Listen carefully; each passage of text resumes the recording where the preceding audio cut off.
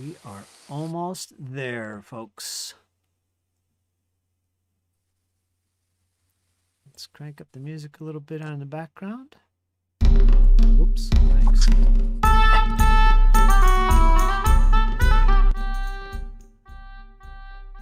was somewhat jarring.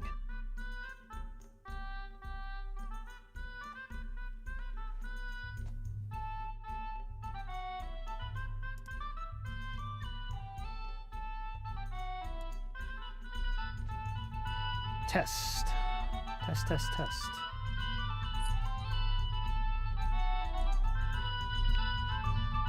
Test. Test, test, test. Okay.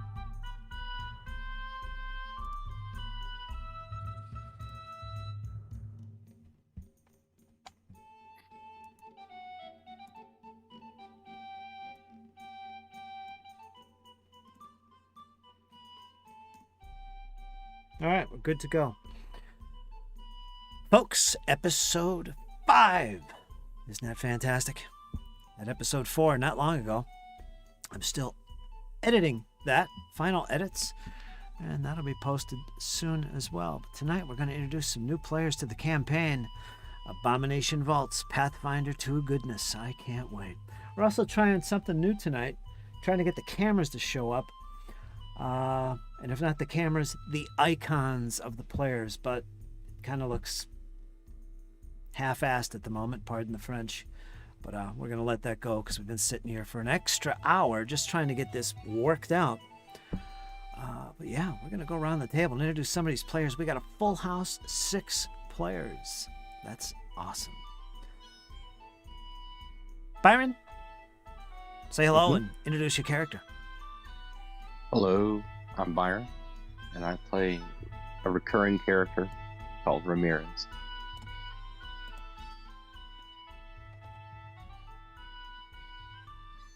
Okay, Davram.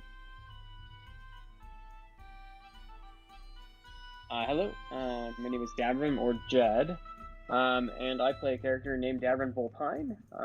He's a roguish grin with an electric personality. Yes, indeed he is. But of course, my good friend Dreskin, the half-orc barbarian.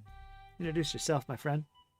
Yes, my name is Zach. I've been playing Pathfinder for quite a while. I'm playing a half-orc barbarian. I know it's a little cliched, but I'm here to have fun.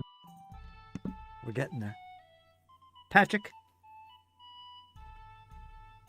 Hello, my name is Patrick. He, him pronouns. I will be playing Farley Tell, a non-binary elf wizard. Oh boy. Devar. Half elf. Hi, my name's Zach, and I play Devar, a half-elf ranger that just wants to explore the world. And of course, my good friend Thozar. Hi, my name's Don. I am playing Thozar Kalian, a half-orc cleric of Caden Kalian, and I'm just here to basically have a good time. That's right. Episode 5 is all about good time.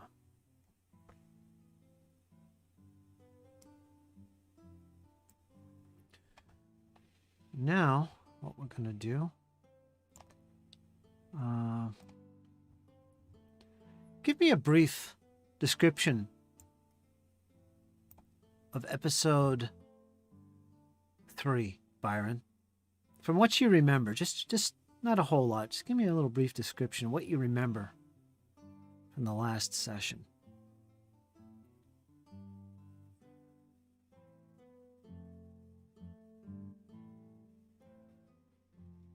Party made our way into, I believe, the lighthouse,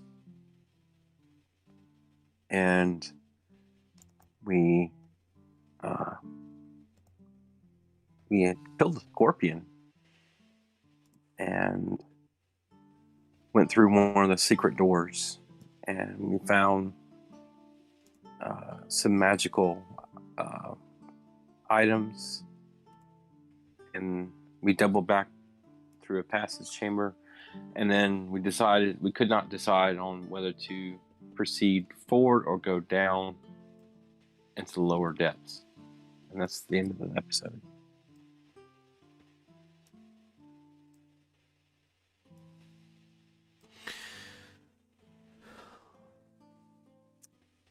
Byron? Mhm. Or, not Byron. Sorry. Gotta get myself in game mode here. Ramirez.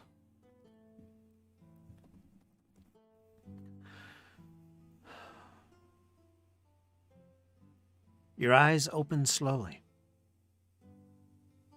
You feel the cold under your back. Your eyes begin to open and you are surrounded by darkness. Your hands are outstretched to your sides. It's cold. You can't really move too well, but you begin to shake your head back and forth. What's going through your mind right now, Ramirez? Where am I? Exactly. I don't know. Exactly. Where am I? You do feel the cold, and it's wet and it's damp. Your thoughts begin to race, and you think back. What's the last thing I remember? Where was I? You remember a secret door that you had found in this one empty, seemingly empty chamber that you and Farley Tell, Sigrid, Eriandel, Neb had found. Remember finding some elixirs, in fact. It was great, but you found the true treasure, the secret door, the secret chamber, there to the left. You found it. It was slightly ajar, actually. And you peered down with the others in excitement, and you saw that there was this long set of steps that descended.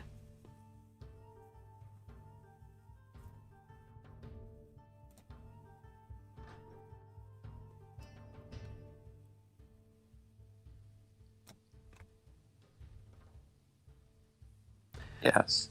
You see that? Yes, I remember.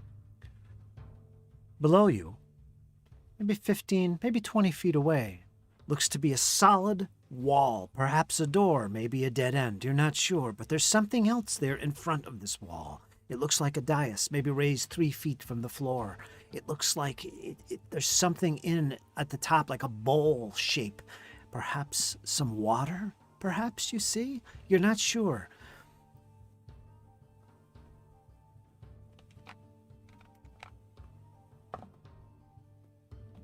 You feel compelled to go further down the steps and investigate. And as you suddenly begin to take that first steps, almost out of control at this point, as Farley Tell reaches to touch your shoulder, "Wait, my friend, wait!" You begin to descend steps. The others quickly follow in behind you. Farley, you see your friend Ramirez. He peers down the door. You haven't really had much of a look yourself, but off he goes. He disappears down this strange corridor, mumbling to himself words you cannot understand. You try to reach out to him, but he slips your grasp. Do you follow suit?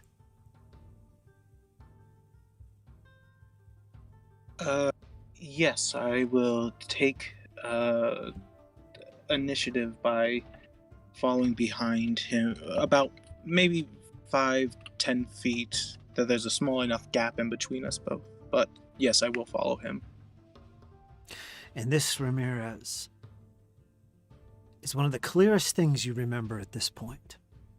As you lay there on your back, you began descending these steps. Everything became focused. Your vision started to enclose, and all you could see was straight in front of you. I don't recall who had the torch. I think it was either you, Farley, or it was Neb. Regardless. I believe it was me. I'm usually produce some light. And Neb has the floating orbs. which I don't think he has up at this point. But anyway, in desperation, everybody followed suit and came down following Ramirez.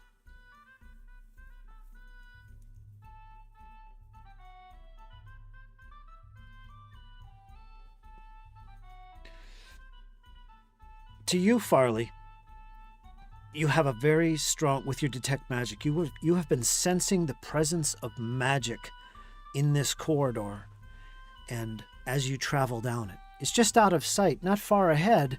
You see this dais and this wall, but to you, it seems like it's taking forever to descend these steps. It should be only maybe 20 feet, maybe 25. Ramirez, he's not speaking. He just keeps on pushing forward. But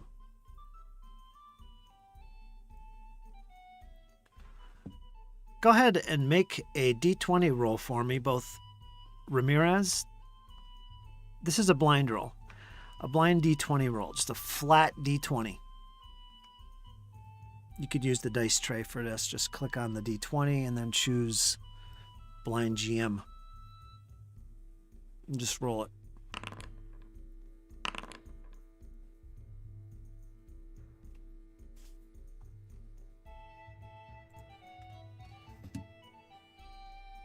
Okay.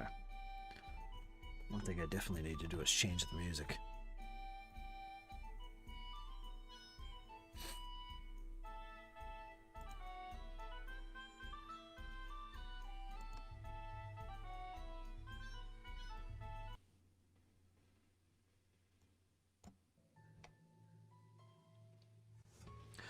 All right, let's see what you got.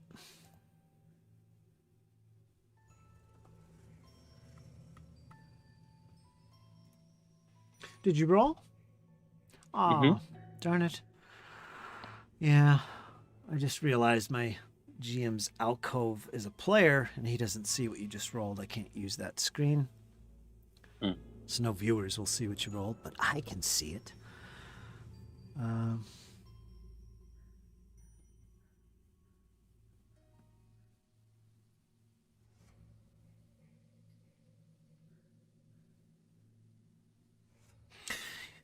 Back to you, Ramirez, as you lay there on the floor in the cold and the dampness and the darkness. You begin to phase out, and it's starting to go black again. The darkness.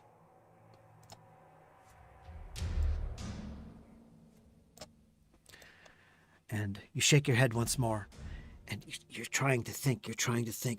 What happened? At this point, your vision changes, and you see yourself finally reaching that goal. That at the bottom of the steps, there is indeed this dais, and there is a bowl, and it is filled with a dark, murky water. But in front of the bowl, you see these dials. Okay, each layer of the dial has numbers or strange runic lettering all around it, and each one is a separate dial that it turns left and right on its own access point. And like it's some kind of puzzle. You're thinking to yourself, you've got to line these up in a certain order, in a certain way. But it's almost an obsession at this point. You have to do this, and you immediately start going at it. You're focused on this. You remember this now clearly in your mind.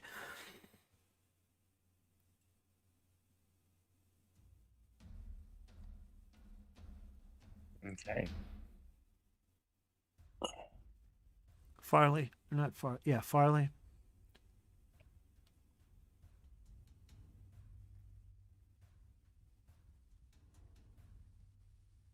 You're kind of confused as to what's happening. You see an obsession come over Ramirez, your friend, as he descends into this, and you look to your left and you see both Neb and Sigurd also become intrigued by this thing that's in front of you. To you, Farley, it feels like you've traveled for days to get to this point, but surely you couldn't have.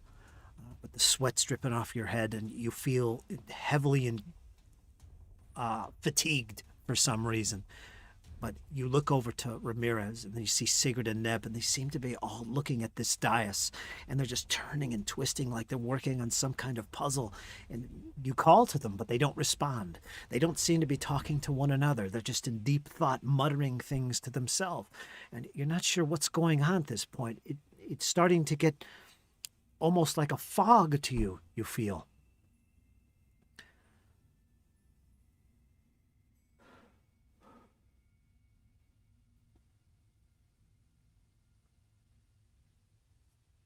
Ramirez, as you lay there, suddenly your eyes open fully. You're able to lift your head so slightly. You feel, even though you're in this black, dark space, it feels even more claustrophobic than it should be. You're not in an open space at all. You feel like there's walls close by, and your arms begin to reach out. There's still nothing there. You lift yourself up, you get on your knees, you start reaching out with your right arm, trying to touch anything. You feel there's a wall there somewhere. And just then, your hand hits it. This cold, it feels like some kind of round surface that encases you, like as if you're in some kind of a round tower, but it's really claustrophobic and close in. Maybe it's maybe 10 feet in diameter, and it feels smooth. It's not like stone at all. It almost feels like glass.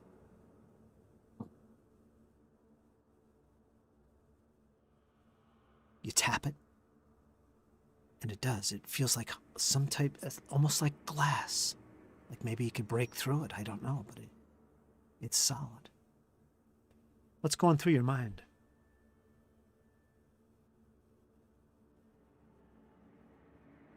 This is where I would be reaching for my weapon. You reach down for your weapon. It's not there. In fact, you notice that your pack is not there. Everything you had that you remember when you descended those steps and then going towards that dais, it's not there. Something is amiss. You don't know what it is. It's cold, it's damp, it's getting confusing. I need you to make another D20 roll. Flat. In other words, no minus. No modifiers.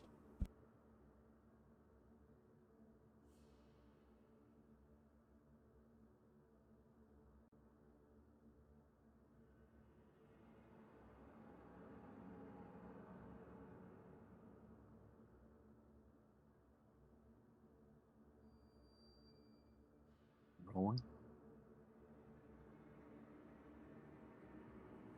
Just roll D20.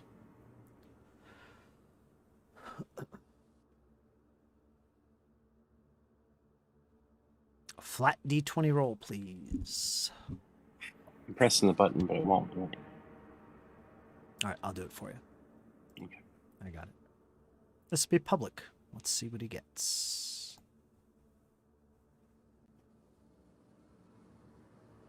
Okay.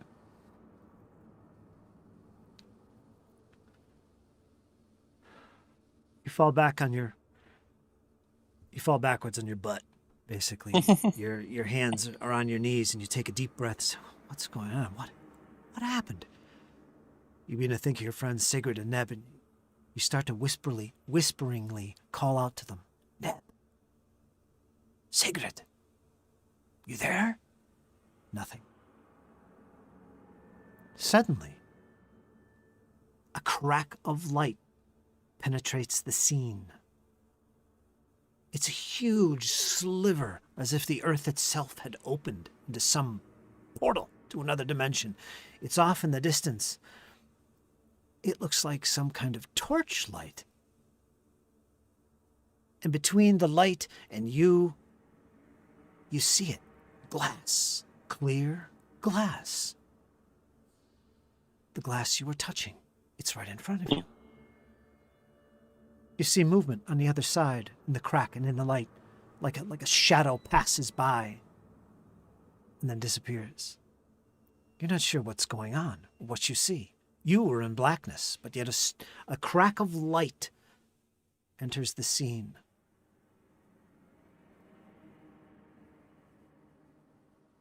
Just then, as you pause and you sit there, you see that crack widen. It gets bigger, as if it was a drape of cloth revealing this large face, an eye, just one eye, is peeking and glaring at you from behind what seems to be a curtain.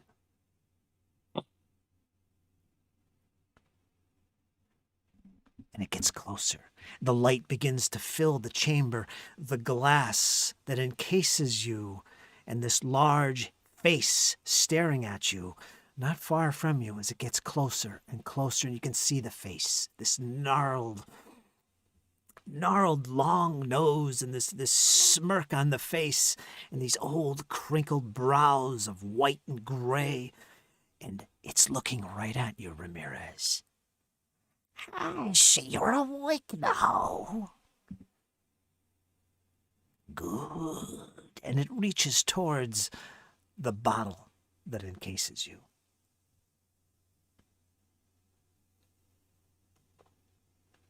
Farley.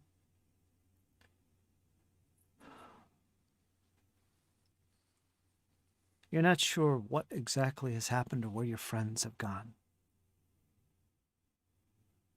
You wake up in a cold chamber. But you see a flicker of light. Maybe 20 feet distance. You pull yourself up and you stare at the light. It's a candle. It's a candle on a table.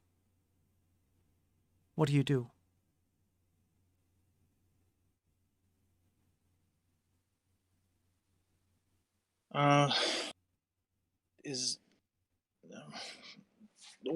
Where am I right now? I'm just sitting or like standing in a room with a candlelight.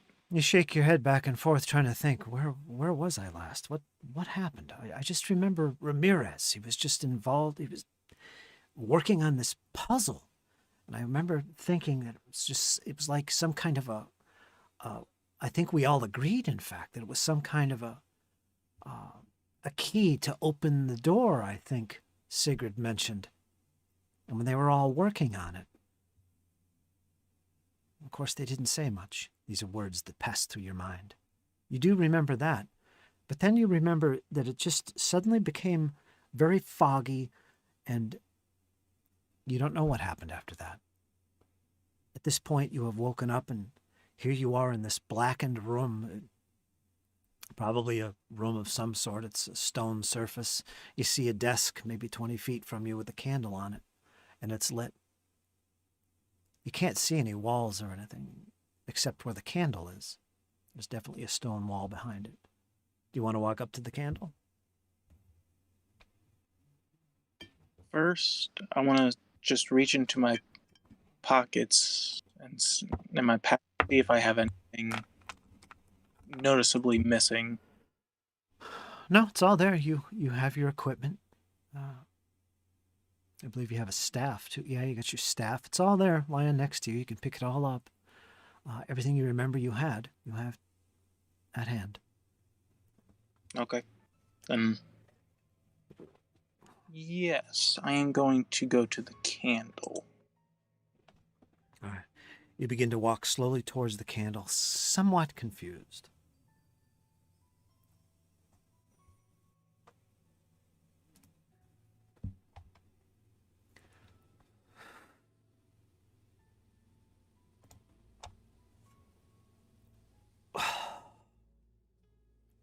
Those are...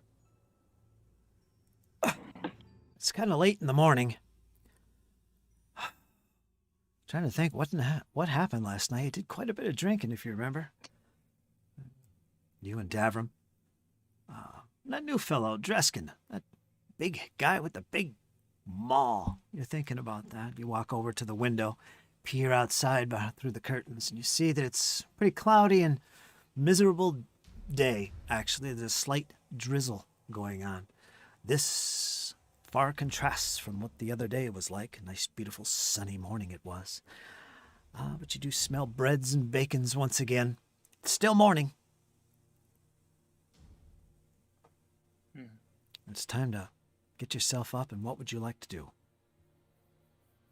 You're at the Crow's Casks, I believe? Yes. I get up, and of course, because of all the drinking from last night, I probably have a dire need to relieve myself. But afterwards, I go ahead and get a good stretch in and start getting my gear assembled and get dressed and head on downstairs. Indeed. And as you do so and catch up in your breakfast, you also meet your friend, Davram, who sits by that table you are so fond of, Thozar, close to the window. And he's met up with you. And Dreskin, I imagine you as well have found your way from the Crook's Nook to the Crow's Cast to meet your new friends. I believe that was the plan. Early morning, get good start as you begin this scouting mission of the Gauntlet. Are you there as well? Yes, correct. Okay, so the three of you pretty much can gather around the table and get yourself organized. So if there's anything you'd like to do at this point, everything is on point, on plan right now. You've gathered, you're sitting in the Crow's Cast at your favorite table and having breakfast and ready to make some plans. What would you like to do at this point? Over the course of the meal, I tell them what I found in the last hours of the day at the library, and I also inform them of the other bounty I heard about the creature in the woods. Wait, what creature? Indeed. I was just wondering that. What creature? On the job boards yesterday, I saw a job posting for a creature that has been plaguing the woods as well, and if we have to traverse those woods to get to the lighthouse, it might be something we should look into. Huh. Fun. Okay, so what are we talking about? What type of creature? I really didn't glance at the notification. I just, creature forest. I glanced, quickly through looking for something more intriguing for me. Okay, that means we have to go and find that note in order to figure out what creature, because for all we know, we could just come back with a frog. So I think we should probably, if we're going to be in that neck of the woods anyway, figure out what type of creature it is that we're stalking, and if we run across it, then lucky day. I believe it was just on the job board, so it should still be posted if it's available. So to the Crook's Nook? I believe it's on all of the job boards, if I'm No, not the mistaken. job boards aren't consistent.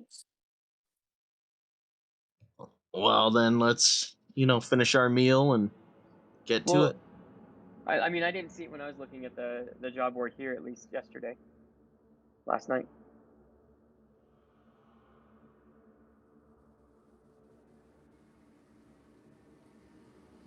Which board did you see it on? One in the Crooksnook. Well, let's go to Crooksnook, take a look and figure out what the details are, and we go from there. I'm ready.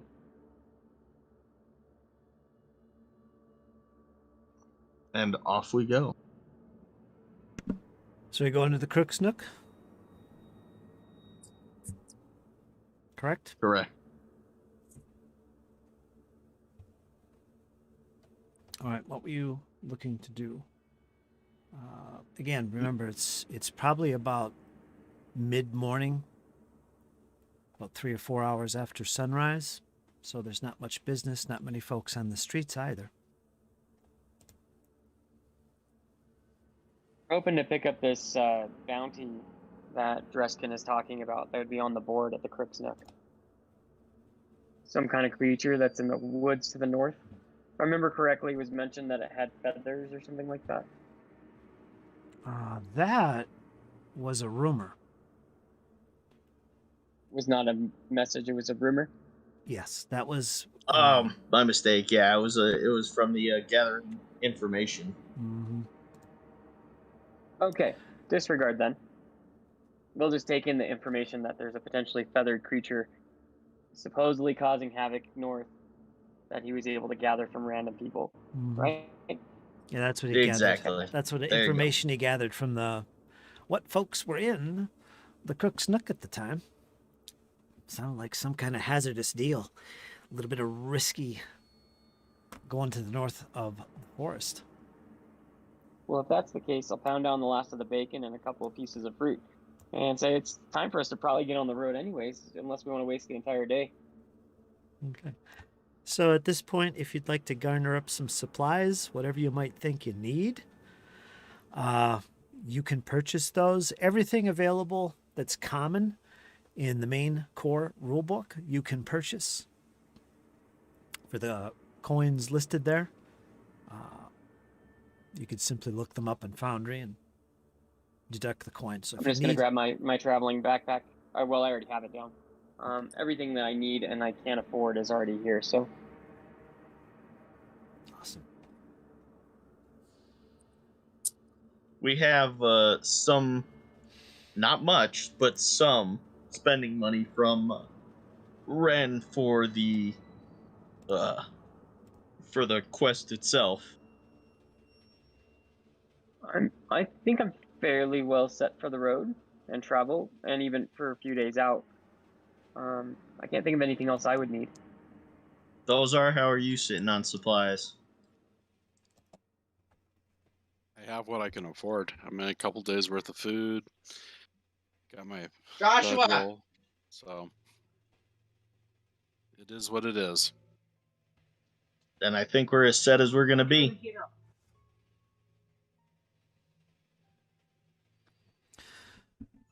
All right, the three of you can set out. Now you're going to be traveling on, if you look at the map, you will see it's called, let me zoom in here, I can't read it. What does it say? The Gaunt Trail. You'll see it there to the west of the map, going up past the tree ring, or the stone ring pond as it's known. That's heading up towards the fog fen, which is where the Gauntlet is currently. That'll take a few hours walk to get there. Nothing major. And you could begin that journey. However, or I should say, as you do, if you look at the map,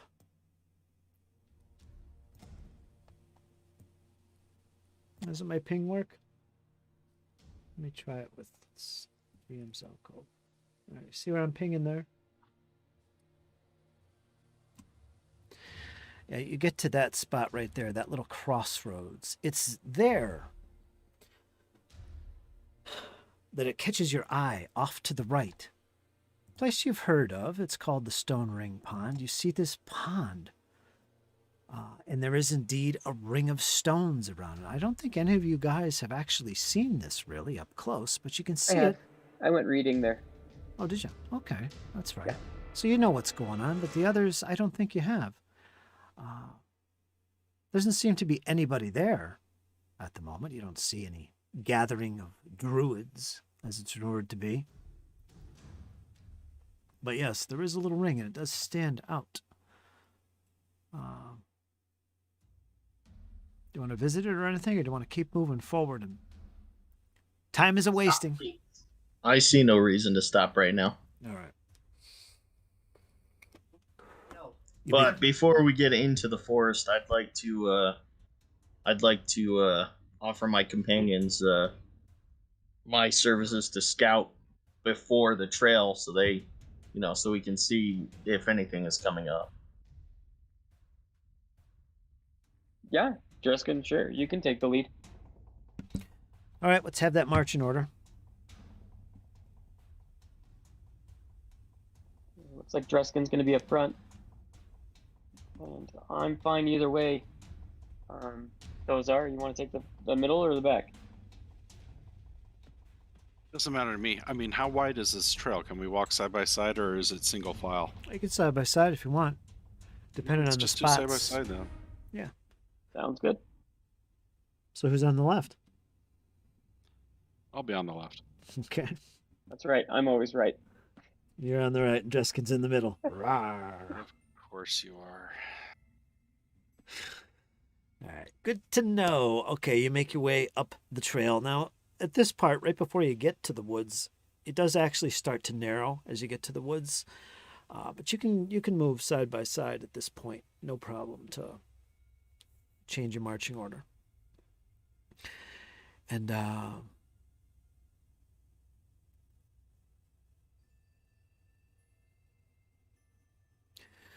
the first thing you notice as you get to the edge of the wood is how it contrasts from the open fields to this wooded trail within the wood. This wood, this part of the woods, seems particularly overgrown and thick.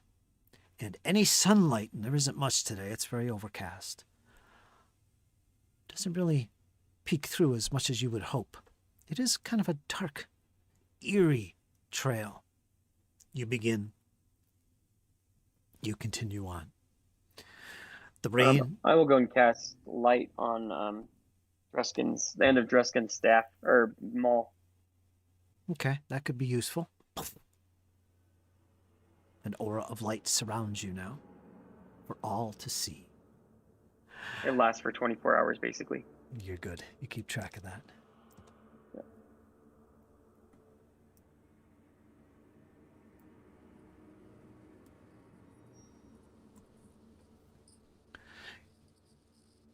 No sound of wildlife or anything. It's particularly quiet and silent, but it is cold. It is damp, and the rain drops hit all around you, hitting on the leaves above you.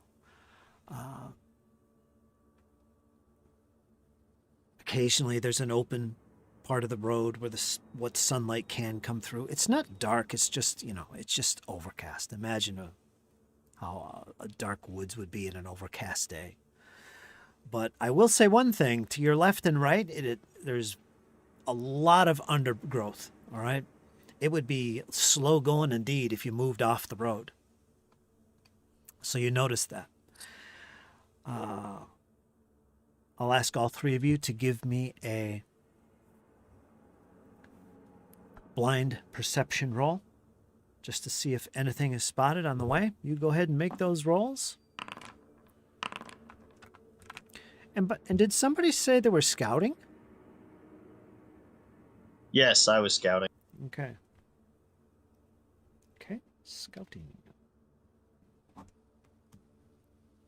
Which I recall, doesn't that give you a bonus to initiatives or something? Or am I thinking of something else? I believe it's just for initiative. Yeah.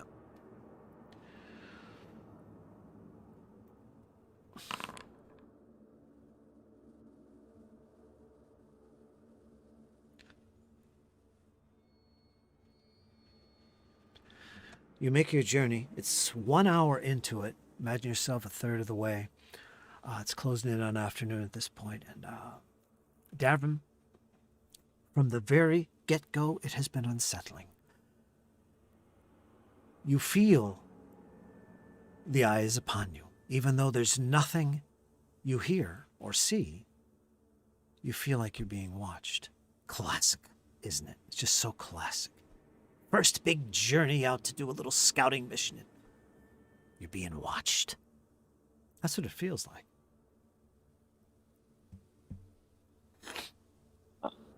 My character will look around a little bit more than normal. Okay. All right, so at this point you're moving a little bit slower pace now. We got Dreskin scouting.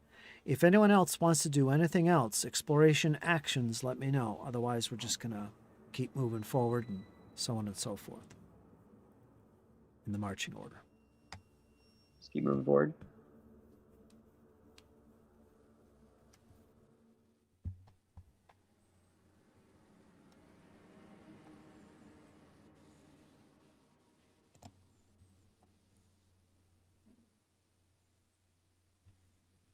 I'm going to bring everybody to this.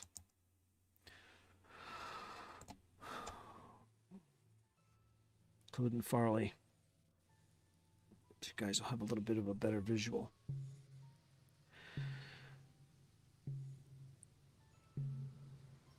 The path begins to get narrower and narrow as you travel. You can still go single row, single rank, I should say.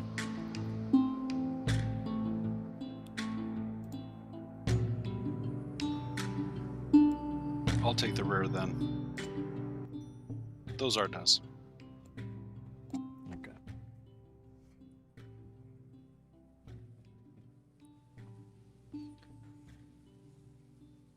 It's annoying. You keep rubbing against all these branches. They whip at you. Certain parts of the trail are more congested than others, but in general, this is what it looks like. It gets scragglier as you go. It doesn't look like a well-traveled path either. If this was the path the heroes took, you'd never know it. But you continue on. You push on. Another hour goes by. It's got to be afternoon by now, you think to yourselves. Maybe another hour or so travel, and you're there. You take pause. You look in the direction of the gauntlet, the path that leads to the gauntlet before you. You can't see it. You can't see through the trees. You push on. The rain still continues to pour down. Not pour down, but drizzle down. You can feel it.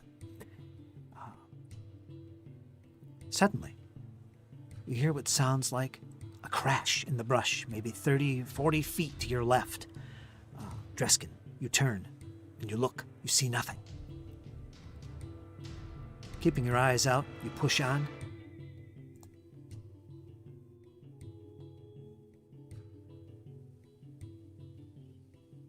Yeah. Not before monitoring, or I would say at least telling my comrades behind me that I heard something over there. You all stop, take pause, and look. You don't see anything. You continue on? Yes. Before we do, I'm going to go ahead and knock up my heavy crossbow. Okay. No problem.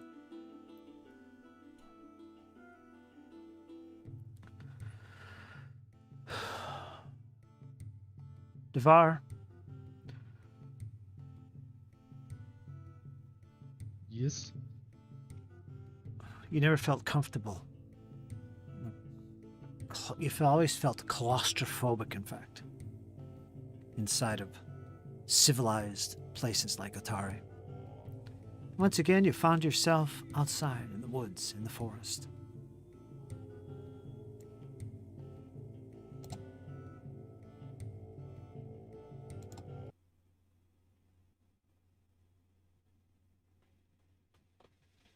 Do I know specifically where I'm at?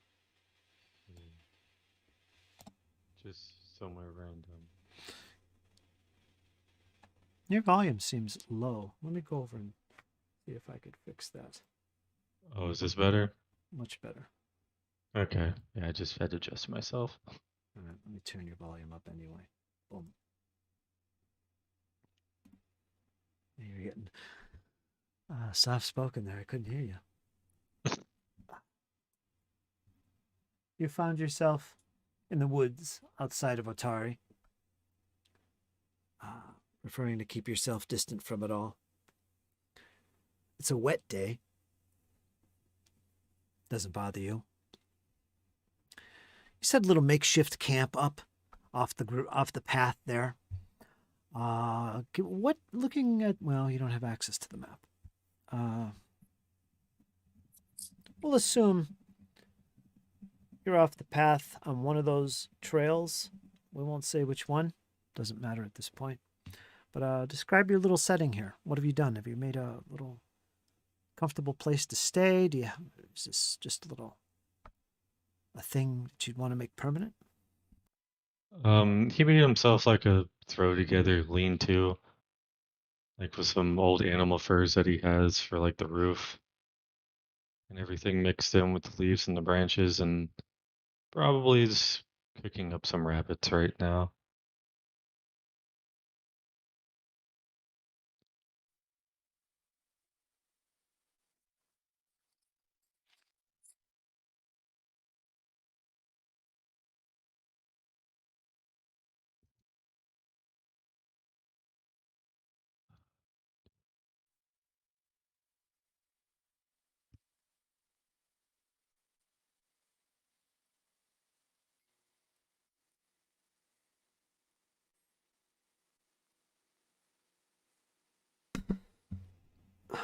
Sorry, I got called away. Oopsie. Say that again, Devar. He probably has a lean-to made Okay. just out of branches and animal skins that he has, and is cooking up some rabbits right now. Okay. How far outside of Atari are you? Are you quite a distance? Or are you just relatively close by, just so you could, if you have to, you can get back and buy some store food and whatever? Probably relatively close, so that because it's convenient to him. Okay. You have any interest in that stone circle area? You don't know much about this area. You're kind of new here, but, you went through the town of Atari a couple times so far, being here for a couple weeks.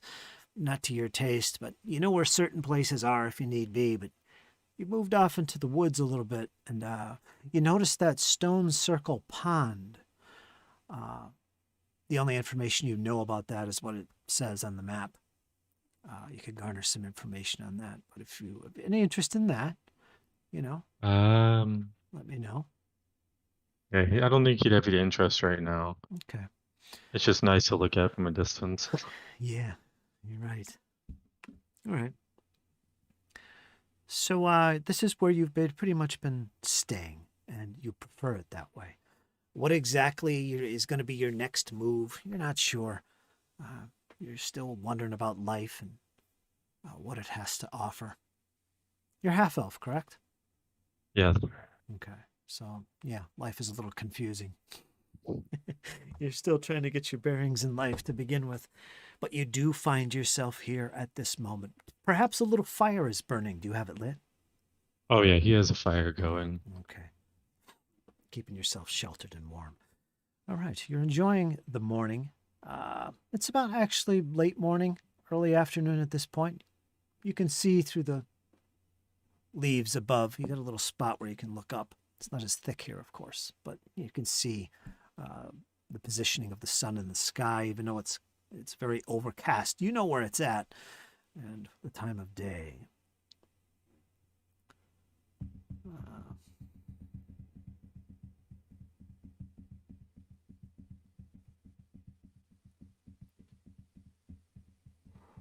Farley?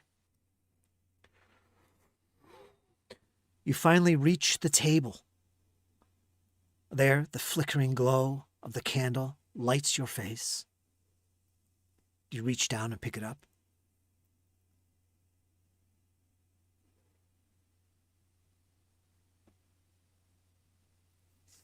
Farley?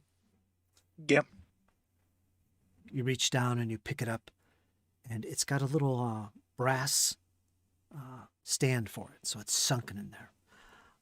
You immediately notice that the candle doesn't seem to be burning itself down. The wax is not melting. It's like this solid, just a brand new candle. And it's burning at the top, but it doesn't show any sign of wax pouring off the top, melting, if you would be. You do notice that as you reach and pick it up. Looking around the chamber, you can see the far walls. It's like a stone block wall to your left, to the right where the candle was sitting at this point. Behind you, you see another wall. Where you were seated off in the distance, you move a little bit closer and you see another wall. This might be a chamber that's 20 foot square. Or no, 25, 30 feet, we'll say. That's more accurate. You do see an exit. There's this large door.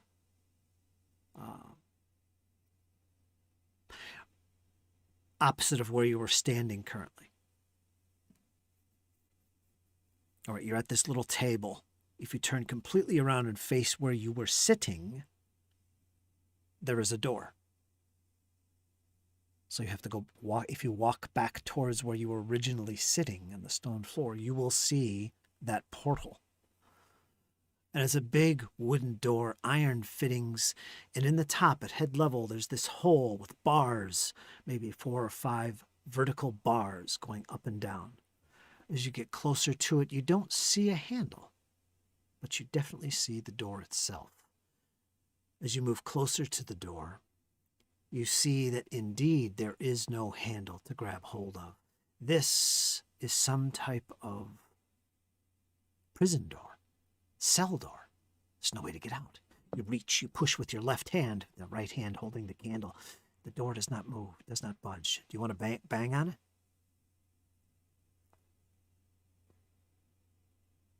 it? Yes.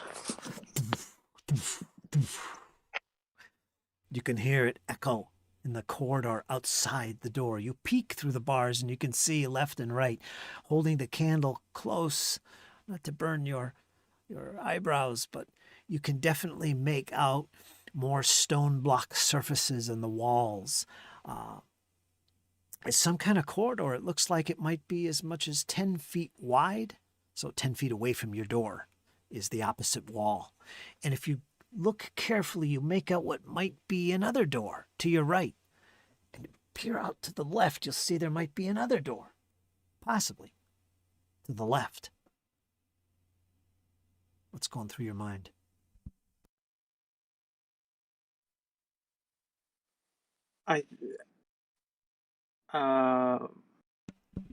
Farley is. Keep in mind, to add to the confusion, you still have all your equipment. Okay. Mm-hmm. Farley is rushing through different pieces of information in their mind and is trying to almost as if like staring at like a puzzle on the floor, is trying to put pieces in different places and try and make the picture that is supposed to be on there. But right now, all Farley is thinking that makes sense is that their comrades might be in the other doors, and that to get out of one door can lead to everybody getting out of the rest. You shout out to anyone?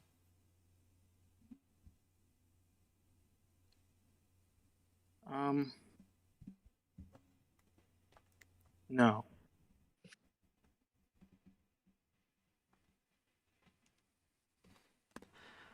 You start to hear movement. Something is coming from the right. You hear its feet swiftly moving, like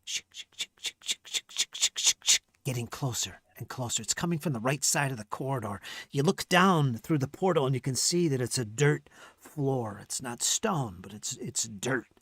So you can hear the shifting. It sounds like something is moving rapidly. Then you hear this strange cackling noise coming from the direction as well. You hear a voice that says, "Cackly fiddly dee, cackly fiddly dee." It's singing. "And who might be banging at the door tonight?" You hear, but you cannot see. The footfalls stop. Do you reply? Yes, I say, "The one who knocks is me, but only I know who you may be. For if you would know me, then you would know that to fight me would be like asking for death penalty. Who are you?" Riddles it be, does it? And you hear some more movement coming towards you in that corridor. Just a little bit of shifting, like something's interest has been even more sparked, and it's drawing closer and closer to the door. But it's outside the candle's light. You cannot see very far. And suddenly, you feel the ground beneath your feet begin to shake. There's this rumble, this deep rumble, like something from well below the earth itself. It's like you don't hear anything, but it's almost like a light tremor. But there's a underneath it. You can feel it. Okay, and then it stops. It's only brief. And then suddenly you hear the voice. "I must be gone now. I'll be back." And you hear these little feet disappear off into the distance.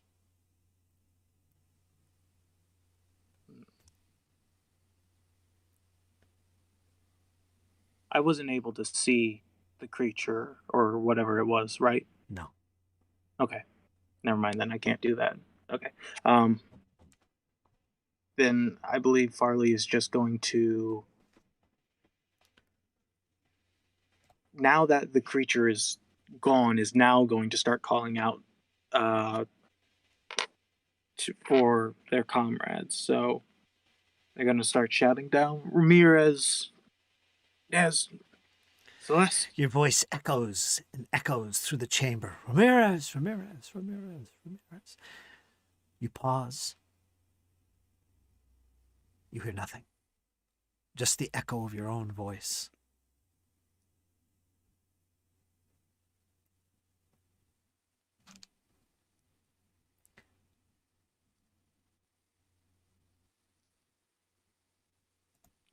Yeah, You cannot switch scenes. Resources finish loading. Oh. Meanwhile, on the other side of the planet, let's see here. Jeskin, you're somewhat in the lead of the group as you travel through this. You hear a thump. You hear a crash. It's around midday. It's wet. It's cold. It's miserable, but you love it. You love it. Just bring on the enemy and we'll make good work of them. Gauntlet be damned. But that crash is a little bit too much of an unsettling sound for you, Davram. You hear it forward, ahead of you, and to the right. Something is crashing through the underbrush and heading directly towards you. And it's getting closer and closer. Those are, I believe, you unhinged. I love that word. You unhinged your, even though it's not the proper term, I love it. Your crossbow, correct? Those That is are? correct. That is correct. Just ahead of you, as you all take pause for a few seconds, Thozar, you're clasping your crossbow bolt. Dreskin, you're well aware. You've been keeping your eyes on a lot of things. You know what's coming. Straight ahead to the left and further up ahead to the right. You see it. It begins to crash through the brush. Not one, but two of them. These tusk-headed creatures rushing towards you. You get initiative, and we're going to roll it. Everybody roll initiative. 1 second. I'm going to bring everybody to the map. Cue the battle music. Dun, dun, dun, dun. Use some specific battle music. Yeah. Those are, let me put you over here. I'm going to bring you to the map in a second. I'm going to bring everybody to the map. Why not? Since I can't access individual players at the moment. So we're going to bring everybody to this map and we're going to watch some dice fly.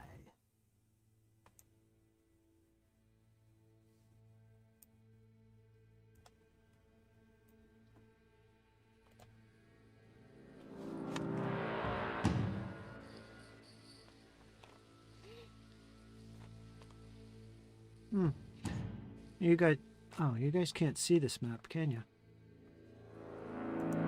I can see it. Yeah, you got tokens on the map. Let me, Hello, darkness. yeah, exactly. I need to change that.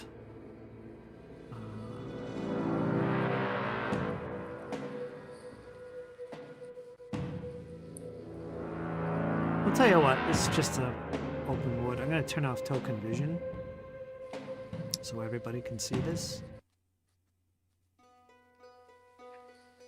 All right, can everybody see the map? Patrick? Yeah. Byron? I can. Okay. Mm-hmm. Yeah. Again, Don't see Dreskin on the map, though.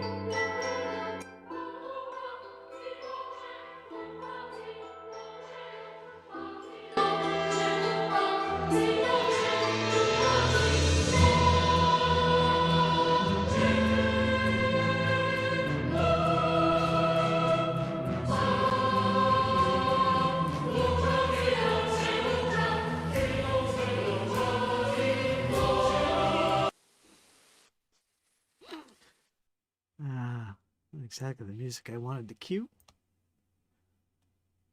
All right, did you say Dreskin can't be seen on the map? Well, I just don't see his token. I see Thozar and myself, and that's it. Oh. Wonder why that is. Try See, that- refreshing your screen. Well, see, I see it differently. I see Druskin, but I also see. Oh, never mind. I see all three of. Well, I see us.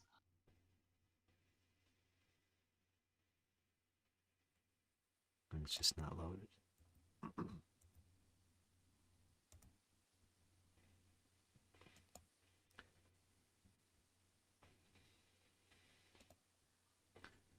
All right, in the combat tracker you go. You're basically being attacked by them. The evil feathered giant creature. No. No, this wouldn't fit the description. These are pretty obviously boars.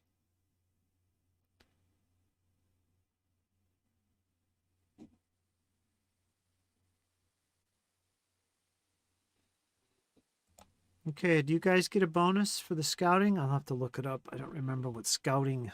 Wish I had my screen. That was just for initiative.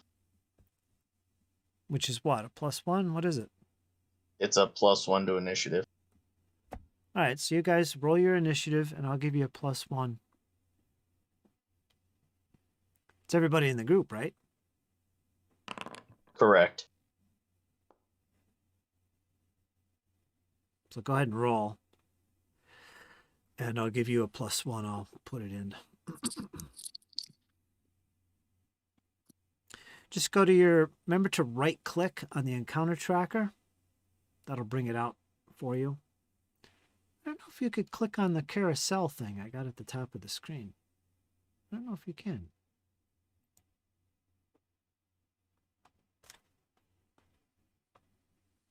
I can.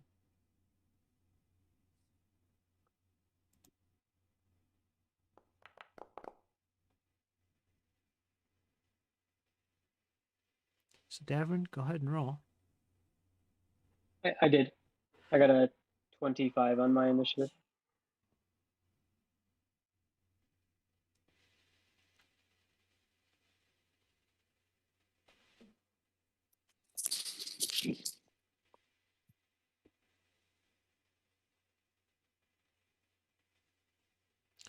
$23.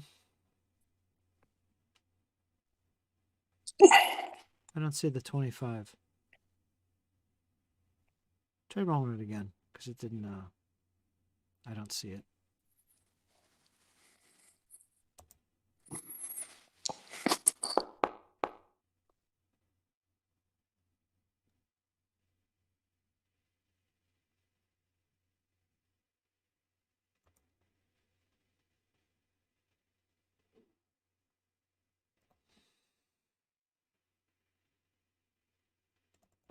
You said 25, right? Yeah. Plus Yeah, it was, one would I be rolled a natural. 26. Yeah, +1 would be 26. Okay, I'll update it for you. And Dreskin doesn't show you rolling either.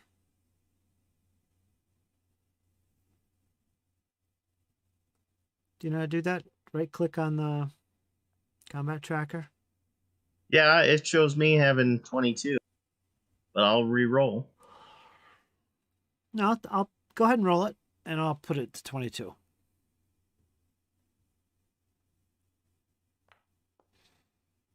Okay.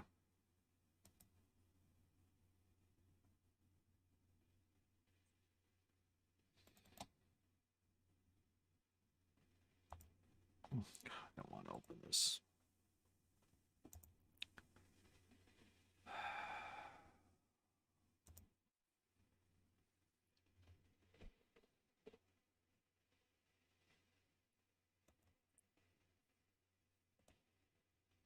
+1 will be 23.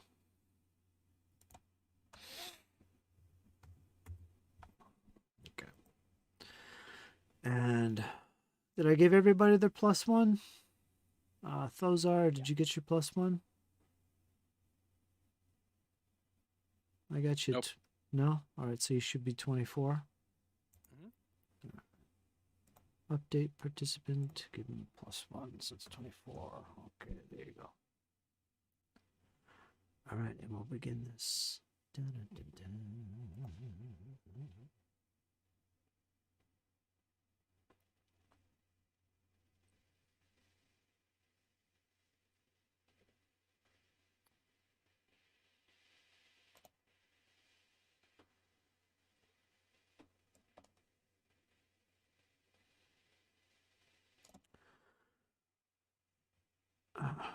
All right, first up is one of the creatures. Why is this not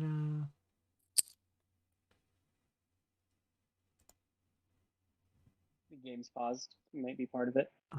yeah, that's what it is.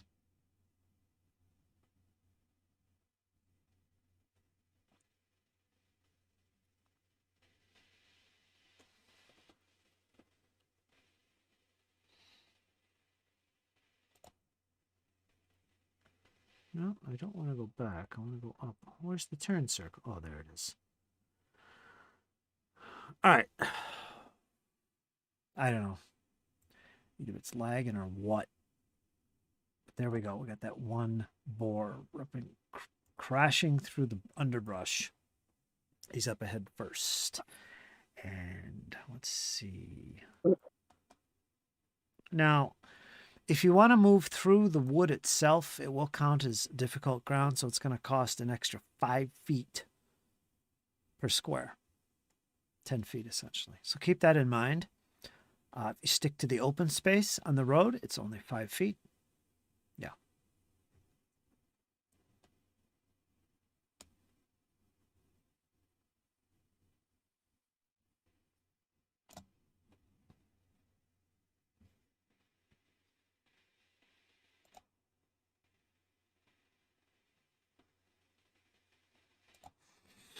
Davram, this one boar comes charging forward 20-some feet away, and it's upon you. And with its tusks, it reaches you and charges into you. 16. Does that hit your armor class? No. Does not. Does not. And it's going to do so a second time as it tries to rend your flesh. Oh no, big, terrible boar. These are big boars too. What is your armor class? It's an 18. Okay, is that what your magic? That's with the magic armor, yeah, mage armor. All right, it missed. You made it. Now you can reply, Davram. I'm not seeing the other tokens or the enemies or Breskin. I'm sorry. Here we go. Here we go.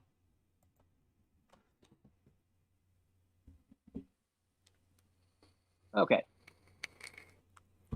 You're up next. For some reason, I don't see Dreskin either. Is he next to me or?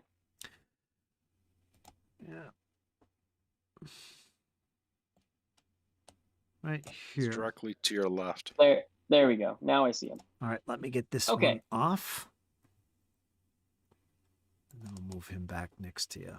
Right there. Can everybody see Dreskin? Now I can. I'm good. Yep.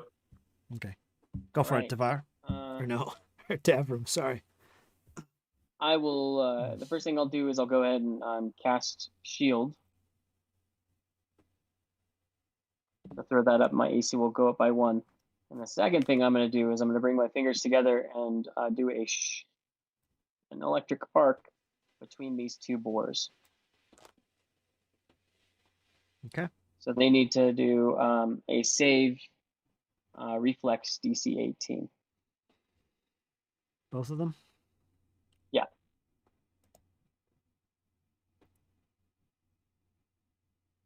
All right, let me switch this to private. All right.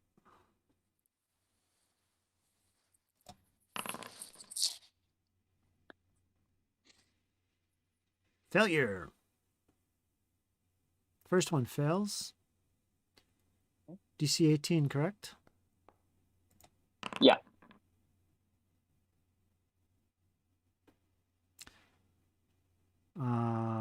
Second one passed. So a failure and a success. So the first one takes 5 points of damage, and the second one takes 3 points of damage. That's already half. Second one takes 3? Yep. The first one takes 6? 5. 5. First one takes 5, second one takes 3. Okay.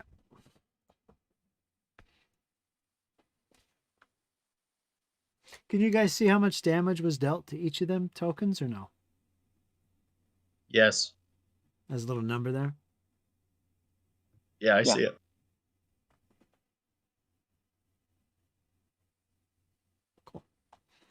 And that's my turn.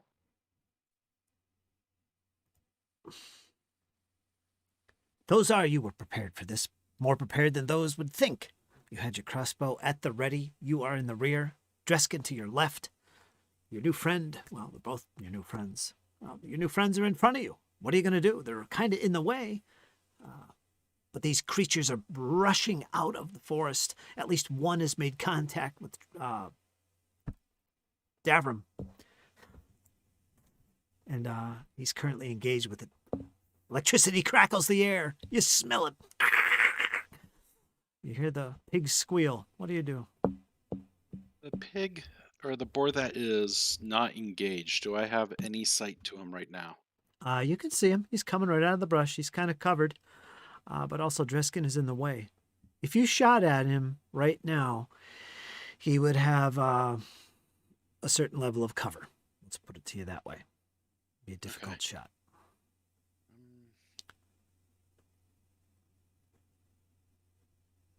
I'm going to hold my action right now. I want to see what these boards do. Do you want to ready an Let's- action? I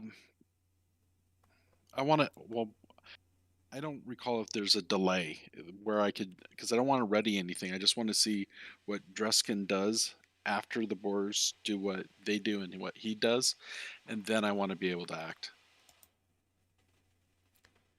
Don't know if that's possible. Well, 1 second. I gotta, because I brought a new token on for Dreskin. I gotta put him back in the combat. Do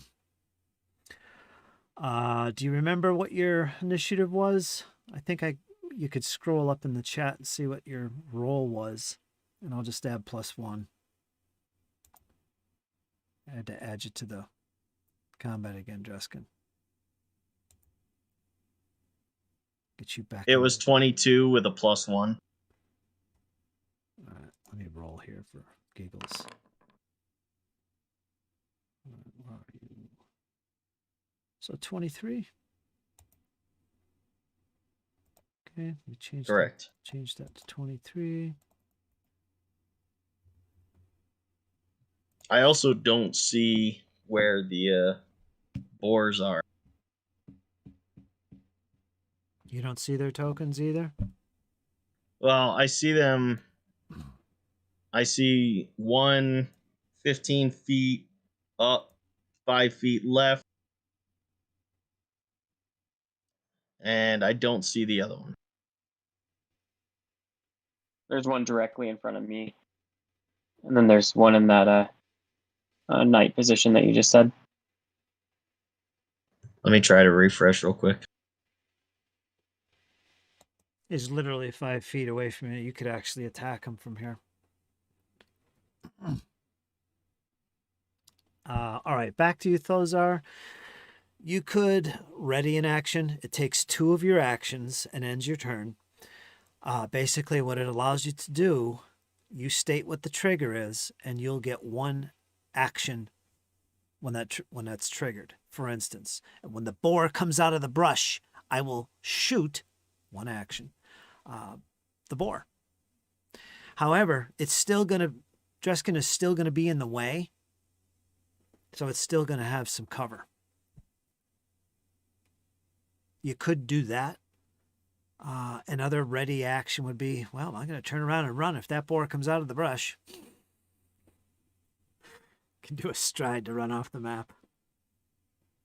You get the idea. That's what a ready action is. Yeah. Then this is what I'll do. Well, you said only 1 action though, right? Yep. Okay, and so any casting is 2 actions. Mm-hmm. Yeah. Whenever the boar comes out of the brush, I'm going to take a shot. Okay. No problem. All right, your turn is done. Dreskin, you're up. You hear some movement to your right. You see a boar attacking to your left. He's attacking your friend. He's right within reach. You can pull out your... Oh, he's taking a stride.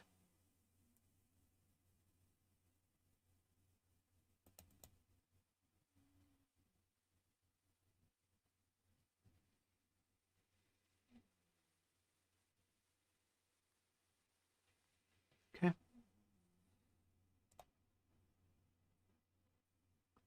So that was 1 action to move. I don't know the rules for Pathfinder 2 as far as it concerns like moving and drawing at the same time. It takes an action to ready your weapon. If it takes 2 hands to use that weapon, it's going to take another action to prepare it. So it'll take you 2 actions to do that. And your move. That would finish your turn. If you want to have it out and ready, I'll let you take the move back if you want. I'm not going to assume that you had your weapon out and ready. You really didn't say so. And honestly, I don't think you'd have it out and ready while moving through the woods because it's a clumsy thing. I think you'd have No, that. I wouldn't. I was being more stealthily than not. Mm-hmm. So I will take the movement though, and I'll ready my weapon next turn.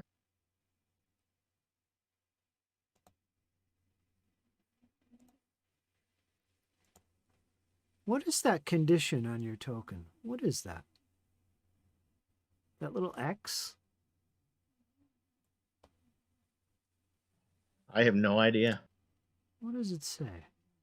Scout. Oh, what's the scout action? Oh, there. Cool. Did you do that? Yes. Oh, okay. It was a macro. Yeah, that's cool.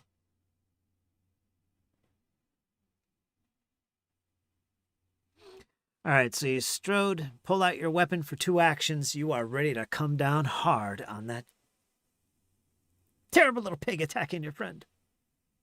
And with that, we're going to go to the next one. Perfect.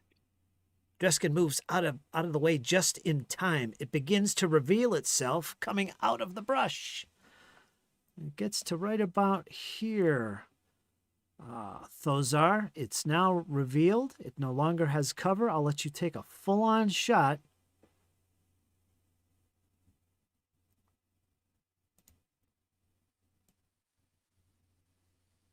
You will be at 20-foot range if you fire now. Thozar. Oh, Which I did. Makes his shot. That is a solid miss. The bolt. It's a warning shot. The bolt shoots off into the brush. There's your 1 action. You're now unloaded. They missed. And it moves another 5 feet towards Devrin, come on, move. Oh, I'm in measuring. That's why it won't move. Think. Now with this, this is going to be. Ooh. Okay.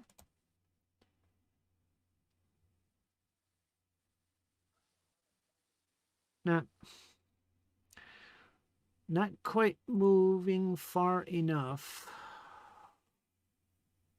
So it's going to take its second action to attack you with its tusk. And it misses. And it takes its second attack. So it's tearing into you with its tusks and it's trying to bite at you. You got these two boars. They're the size of very large dogs, and they're just on either side of you. Davram, you can barely fend off the attacks, but you manage it. They have not made any contact with you. Your magic shield is paying off. You have a smirk on your face. That's the first round, folks. We're going into round 2. And with that, the other boar also attacks. Now, let's see how he fares.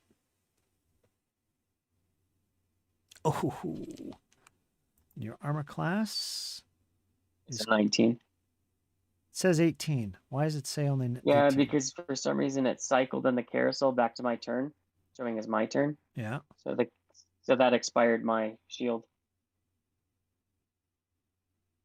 But it's not really expired? No, it doesn't expire until my turn. Okay. Yeah. It's its turn, not my turn. Yeah. I All right. think because the boars aren't in the encounter tracker. Well, they are. I don't know if... Yeah, you can't see them. I must have them hidden. Yeah, it's showing my turn right now, which is why it's showing my thing's expired, but it shouldn't be.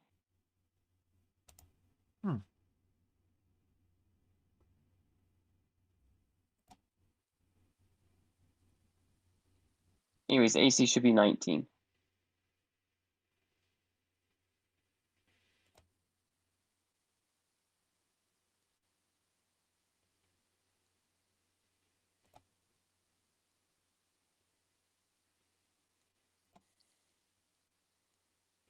There's the board, or at least one of them.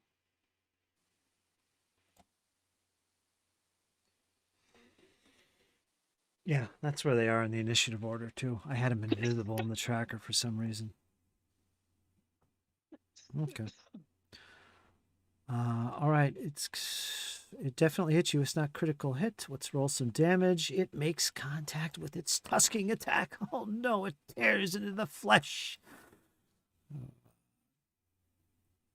Davrim, your name in particular is the hardest one for me to remember. Davrim.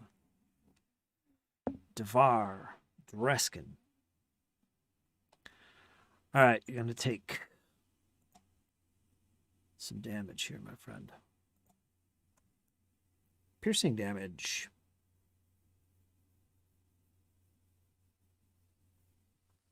Okay.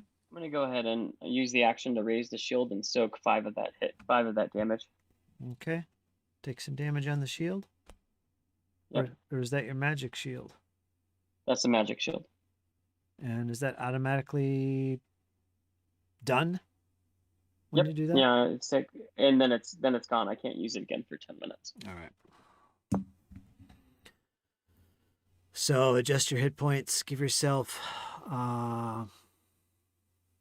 3. 3 hit points is what you took. So plus 5.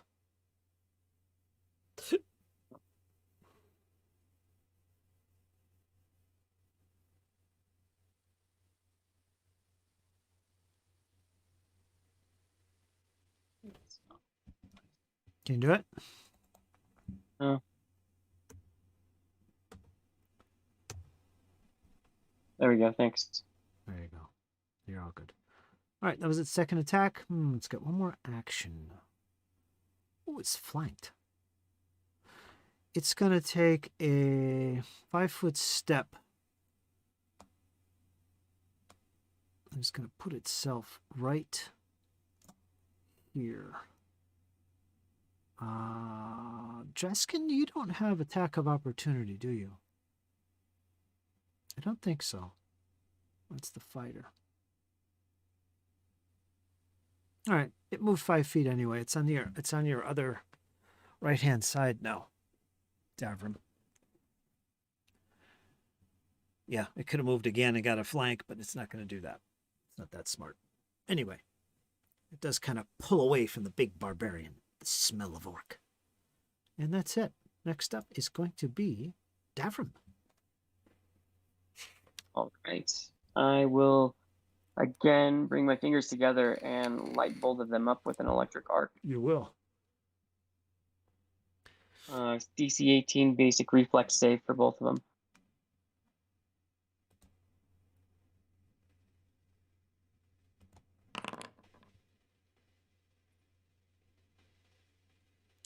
First one is a fail. Second one to your left is a critical fail. Ow! So what'd you roll? So 12? the first one. No, the first one takes 5.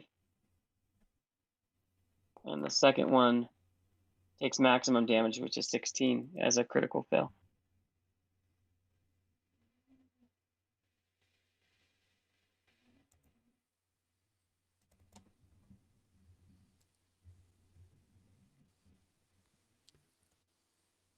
$16 points, did you say? Yeah, double damage, right? Yep. Critical fail would be double damage. Critical 16. success is no damage. Success is half damage. Fail is full damage. Normal. And critical fail is double. Ow. And then for I'm going to use one action to shift 5 feet.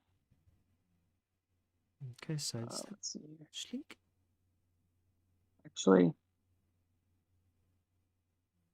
I'm going to move 10. 5 feet. I'm going to move over here. All right. I'm going to use a movement, just a normal movement, not a shift. All right, stride. And then I will move into flanking on that 4 with Reskin. All right, that cost you 15 with the difficult terrain, but you're good. Yeah. You're good. Next. If you hover your mouse over the boars, can you see how badly it's damaged? Yeah, I can see the damage totals on them. Oh yeah, it should say near death and badly injured. That's cool. I like that. All right, that makes this boar flat-footed. Well, it moves next, actually. Next up is going to be Dreskin.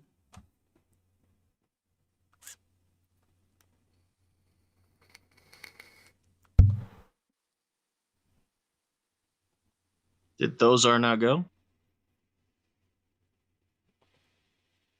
I skip him? Yeah, I did. Let me back up. Good catch. Blunk. You're up, Thozar. Sorry. 3 actions and a reaction. What would you like to do? I'm going to reload the heavy crossbow, which takes 2 actions. Okay. And then I'm going to shoot the one that's near death. It's between my 2 comrades. Okay. Go for it.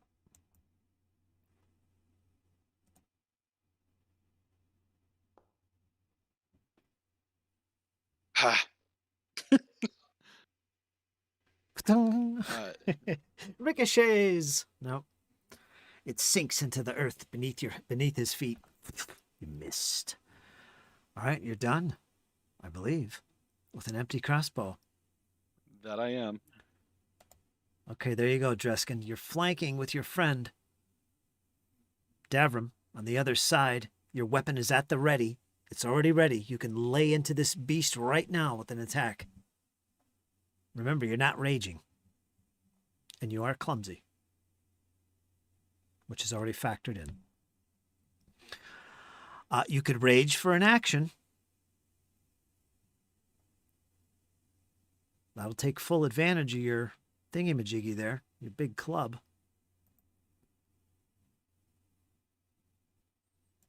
I have an icon for that. If you'd like, I'll put it on you. If you're going to rage. Are you raging?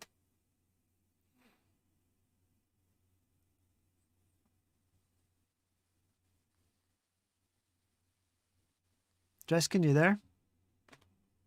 Yes, I keep forgetting I'm on You're talking away. We can't hear push you. to talk.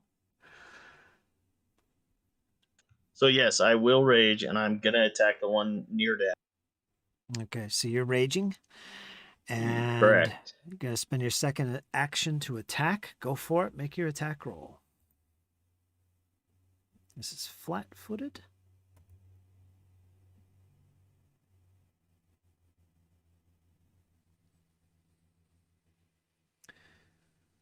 Ooh, so close. So close. Normal damage. You almost squared him right on the top of the skull. But it's no matter. He's near death anyway. Roll your damage. Normal damage.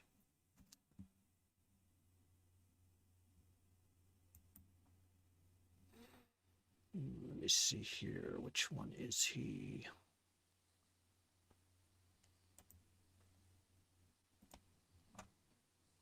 So that should be plus 4 more. He's dead. You finish him off. Do you want to do this with style? Describe how you finish this beast lying between you and your friend Davram with your big maul. With a spinning arc, Oof. I come down with a mighty crush from a giant maul thudding into the ground through his spine. And as the maul comes down and crushes and breaks him in half, you could see his stomach press into the ground under the pressure of this great maul wielded by your friend Dreskin, and the blood just spatters up in an explosion, and it trickles on your, it splashes on your face, Davram.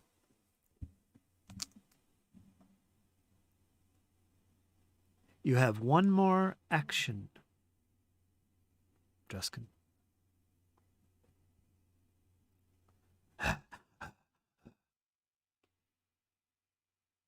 All right, you're ready to line up the next victim. Raging clumsily with your oversized maul. He's dead. Go to round 3. The boar is up. All right, we're going to check the oracle here.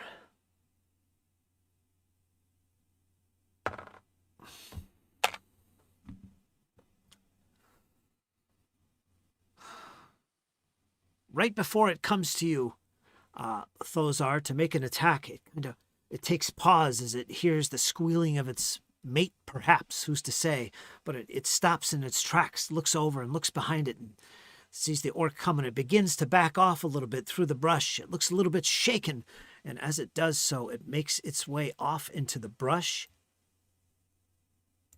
to the right and out of sight.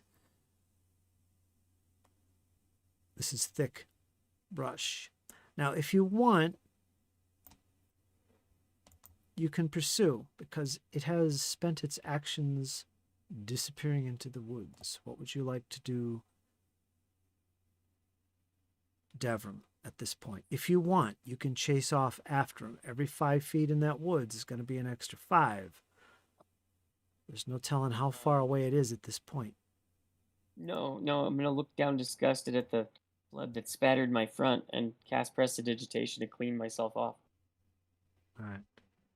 And how about you, Thozar? Are you tearing off Nope. in I pursuit? know better. Dreskin? Can I field dress the carcass? All right, so nobody's tearing off after him, pursuing? Hell no. No. All right, with that, we'll end the combat then, because he does not come back. You run him off. Huzzah! And you can clean up as the combat descends into silence. Bacon. Without music, because I turned it off. Very good.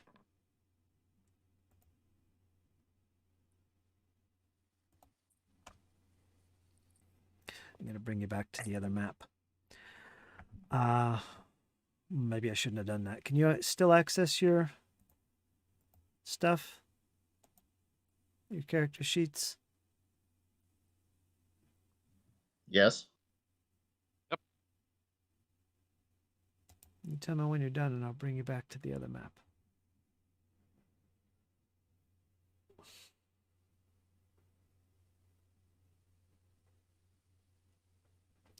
As you clean yourselves up after the battle, if you want to use any spells or healing or anything like that, please tell me now.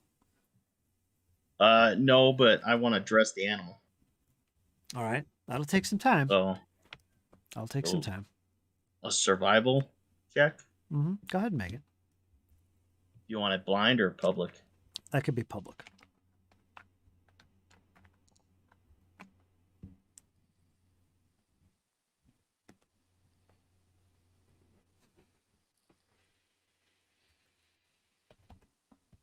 So 17. 17's good. Is anybody else doing anything? Other than mentioning, do we really need to do this right now? I mean, are we going to carry the boar somewhere? No, but I'm going to carry his meat for food. Yeah, but the town's not that far away. You never know. And you just emptied all of its guts and whatnot. That means any other predators are going to know that you're advertising. But No, I'm leaving the guts here. That's all just fodder for someone else. Yeah, but you got to drain the carcass, right? Yeah, that's common field dressing. You drain it real quick, take the muscle, and haul on. All right. I'm just saying, I wouldn't be surprised if predators come around, but I'm surprised that you're passing up good bacon. hey, I don't have a problem with bacon. What I have a problem is it's raining, it's cold, I'm a little bit uncomfortable. We don't know how much farther we need to go, and I would like to get out of the rain. That's all. Duly noted.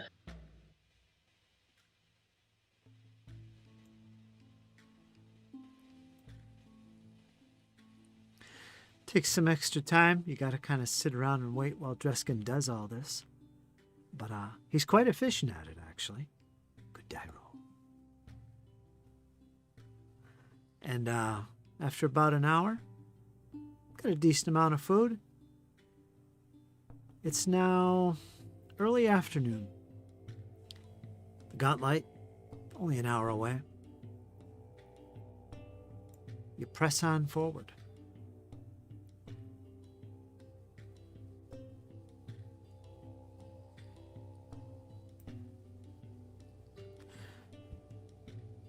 Devar, it's early. Yes. It's early afternoon at this point. Your fire's still crackling a little bit. You hear in the distance the sound of crashing noises in the brush. Probably more creatures of the wood, nothing to be fearful of, you're sure. Then you'll hear a scream. You listen closely. Go ahead and make a blind perception check. Blind perception.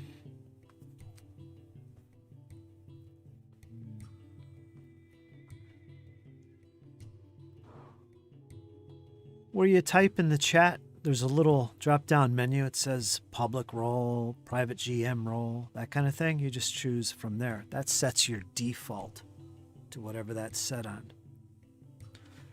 You could switch it back to public when you want.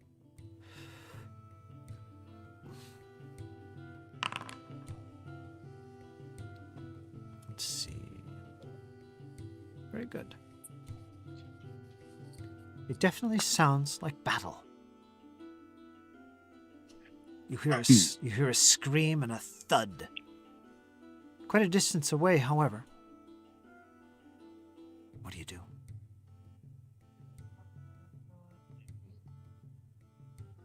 He'll put his fire out quickly. He'll pick up his bow. He's back. He's like, well, you couldn't be quiet forever. And you make your way off towards the sounds.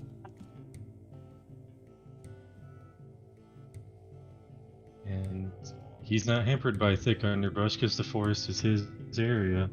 Is it? Good, good. Is that your chosen terrain? Yes, it is. Excellent.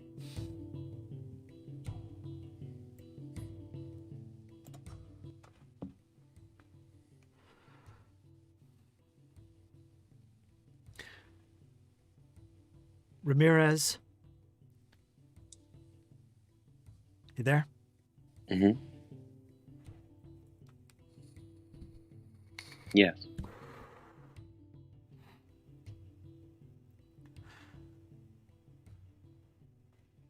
This large head that was staring at you, this horrible, menacing face. This guy was a giant by comparison to you. You see its hand reach up and grab around this jar that is containing you. You're in this jar. What madness is this? His hand reaches around you. You kind of wince in fear you're going to be crushed. But no, it slides the jar off. And into the light, into this large chamber you find yourself. You recognize it. This is the chamber you were in, where you had found the secret passageway. You remember that much? You begin, another hand clasps around it. You're now surrounded by darkness, except over your head. You can still just make out the underneath his chin and up his nose even. Oh, terrible sight indeed. This giant of a creature begins moving swiftly. In what direction and where, you're not sure, but you did recognize this room. You saw where the secret door was. And suddenly, it feels like you're being slid on some type of wood underneath the jar. You feel it sliding. And then, a brief moment, you see the hands pull away, and just as quick, blackness once again surrounds you, as if a cover had been partitioned between the light and the darkness where you are. You are now surrounded once again by darkness. What are you thinking right now? What's going through your mind? Sounds like I've been shrunk.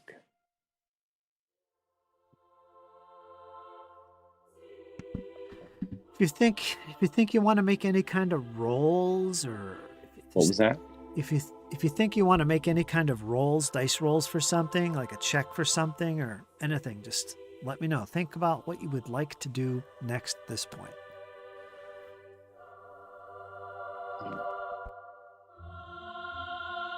Well, it looks like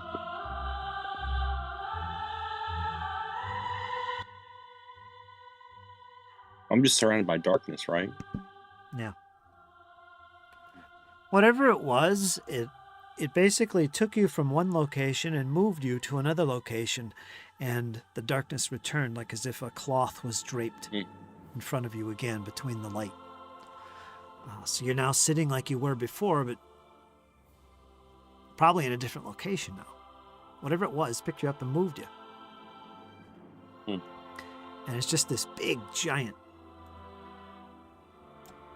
Well, I guess I could roll a perception check to see what's around me.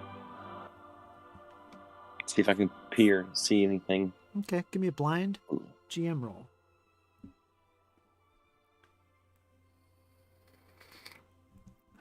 That would have to be pretty high.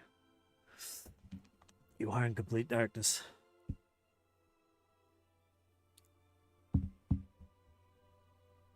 You want me to roll it?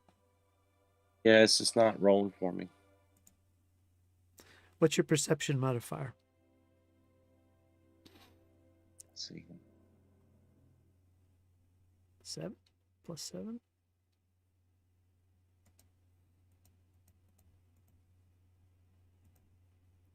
It's on page 1 of your character sheet on the left. I can get it to pop up. Yeah, it's not popping up.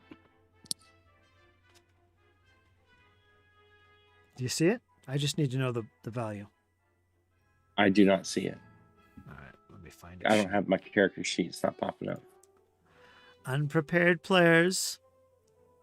No, it's not. It's not popping up on the HUD. Are you using the laptop? Mm-hmm. You have a +7. Yep, it's pretty good.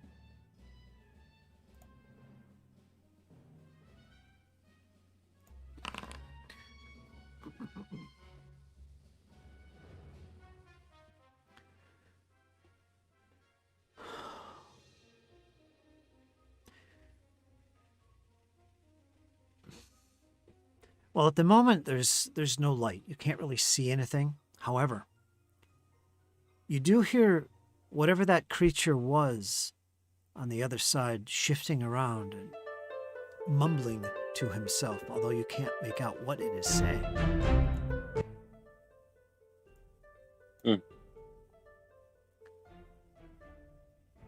This freaking playlist is too high. I need to change its default. But, yeah, it's just really too dark to notice anything by sight. All right, you think about that. Okay. Farley, what are you doing at the moment? You just heard that quake underneath you. You have this candle, which seems to be ever burning. You have access to all of your equipment. This strange, cackling creature was outside the door to the right. Seemed to have been distracted once that little tremor occurred. It decided, we'll talk later, essentially. And off it scurried. You're now sitting in this dark room with this candle which shows light about 15 feet in diameter. So you can't see a whole lot in one spot. What are you doing?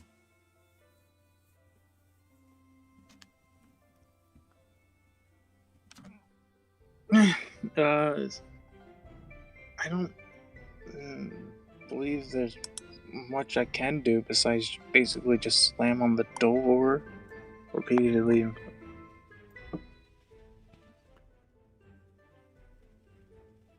All right, you can continue to do that. And see what happens.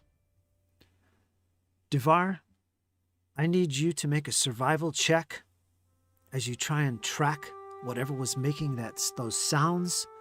The din of battle has ceased. So you're going to need a check at this point. Make a blind survival check. You go to your character sheet, skills, you should see it on there.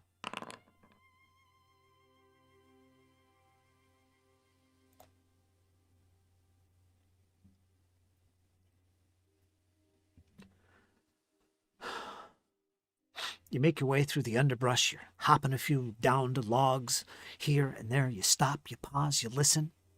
Silence. Only the sound of the raindrops dropping from the leaves is all you can hear. You try and guess which distance it is, and you make off for that direction, but still, you can't pick up the sounds. Do you continue? Do you continue to press on and see what you can find ahead? Yes. All right. Surely it's got to be close. You keep pushing on. You find yourself turning more to the right, going up in that direction, and just moving forward, and pausing every once in a while to listen.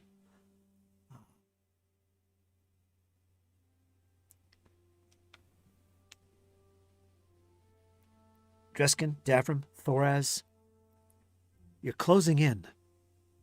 You can see the gauntlet in the distance.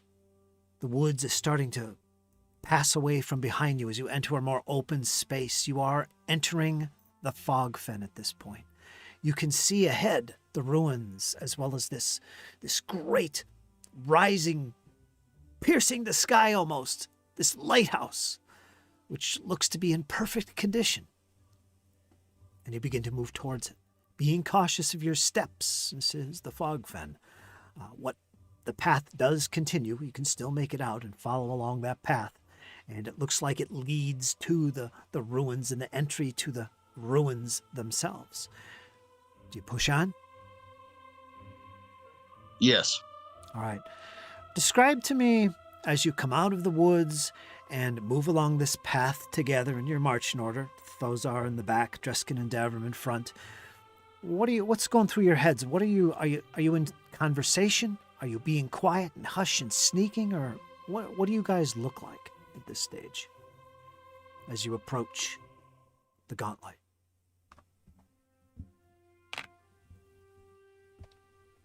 think we're being relatively quiet. Especially after having the boars come out after us. Okay.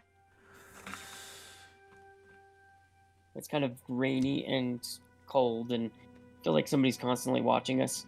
It's a little bit more, kind of more somber, I guess. Right? After the fight with the boars, although it is grim and menacing to pass this way, you don't feel as much like as you're being watched. Oh, it's just the pesky boars that were watching me. Perhaps.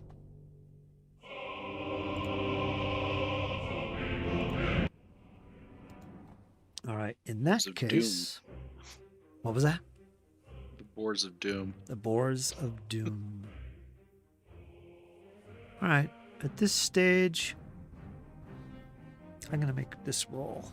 What is your, Devar, what is your perception modifier? +8. Yes, +8. Nice.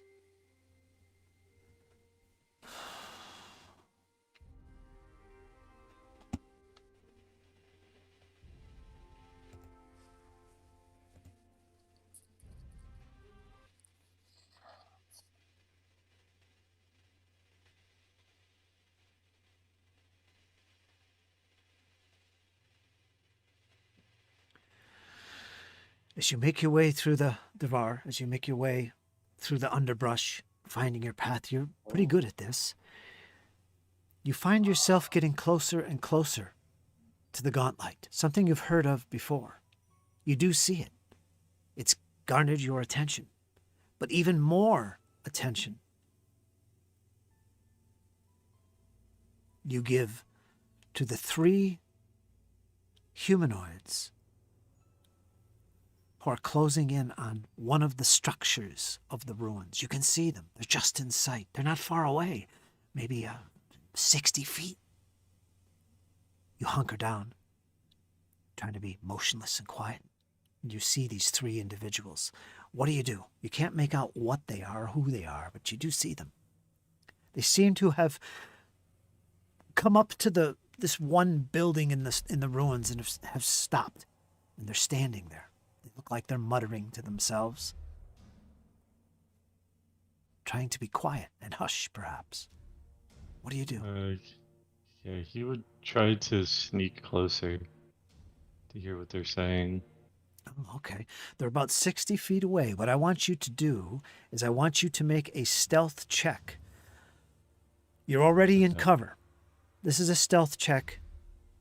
Okay, give me one check to hide first. Let's do that first. So make a stealth check. Blind. You don't see this.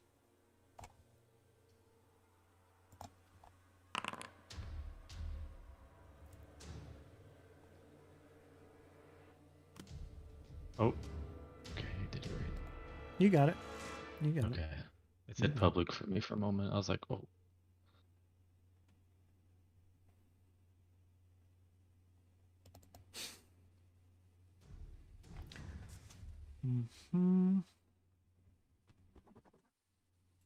Give me a second here, guys.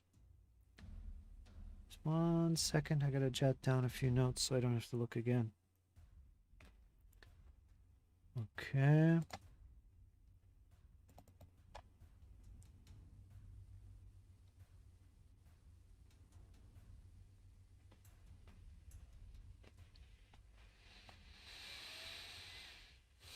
I gotta get everybody together so it's be a little bit easier on me.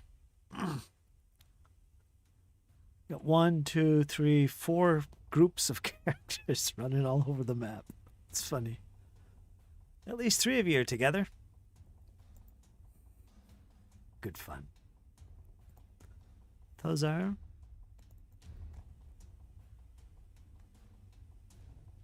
Okay. Wow.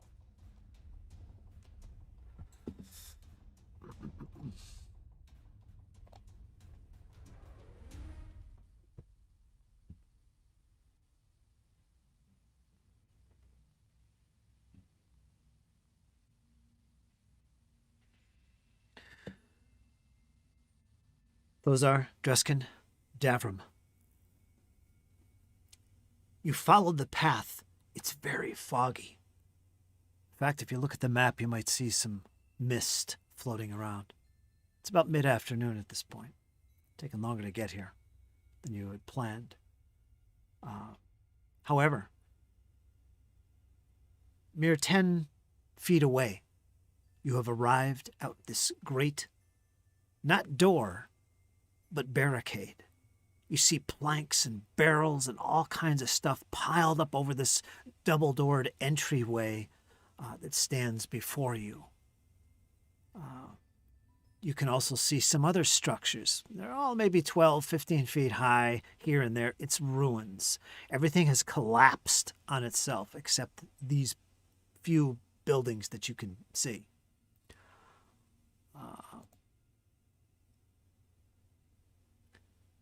And before you is these double doors. Right as you're about to approach, all three of you, especially you, Thozar, look to the right. You hear a snap of a twig. Something is in the distance, and you prepare yourself. Perhaps boars are about to attack once again. You all turn to the right and look. You can just... Well, I'll do this. I want all three of you to make blind perception checks right off the bat.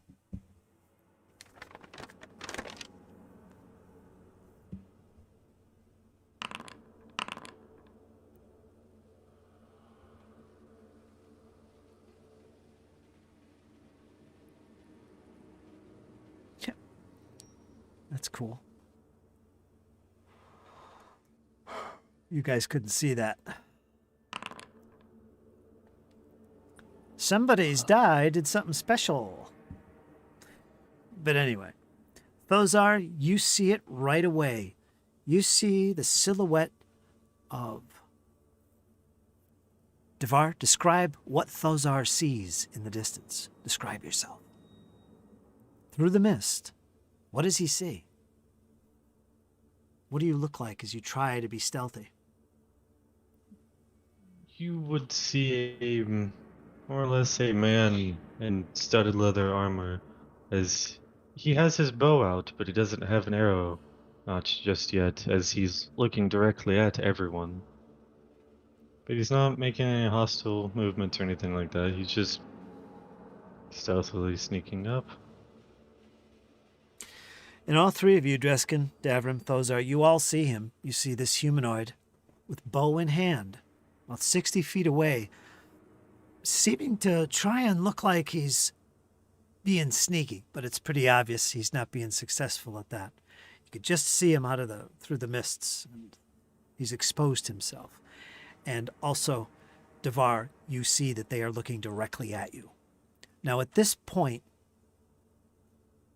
everybody describe to me, well, Devar, you already did, but how do you guys react to seeing this? It's obvious to everybody right now. You're all aware of each other. How do you guys react? Dreskin, Davram, and Devar. Please. Or Okay. Thozar. Hearing the snap, I my head cocks to the side, and seeing the silhouette, my eyes kind of enlarge, but my demeanor doesn't really change.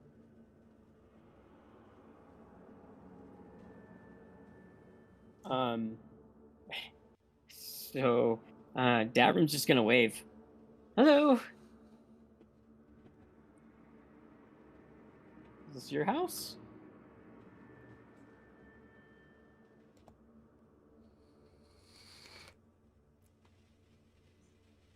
Check out your tongue. I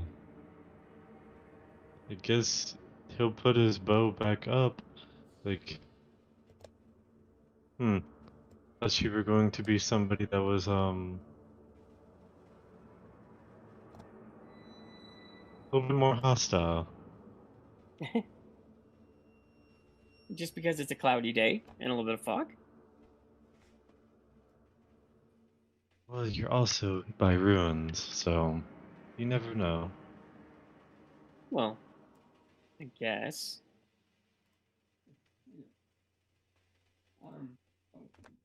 So we're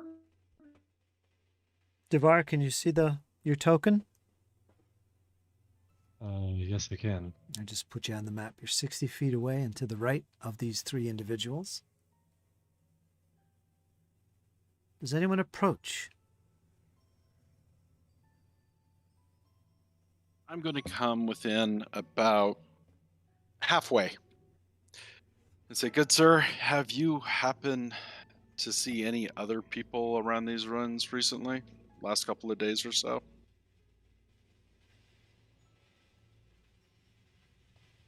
This is the first time me seeing these ruins. Have you been around here for a while? Or have you just recently gotten here? I've been more or less in the woods, just keeping to myself. I see. Oh, Who opened that door? we're Who did that? looking. Who did We're looking that? for some people. I should have locked that door. And there you go, peeking around. Let me pause it. God.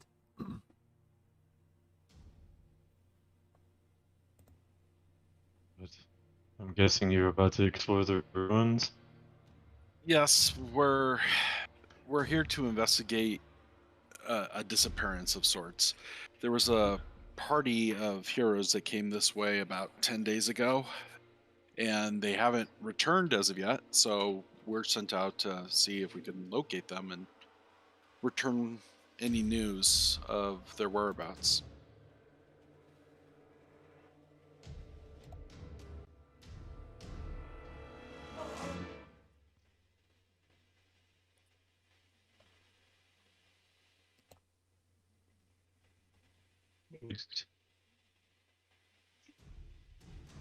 Would you mind if I join you? Not at all. Free world, you could go where you please. And of course, having an extra hand on board wouldn't necessarily hurt.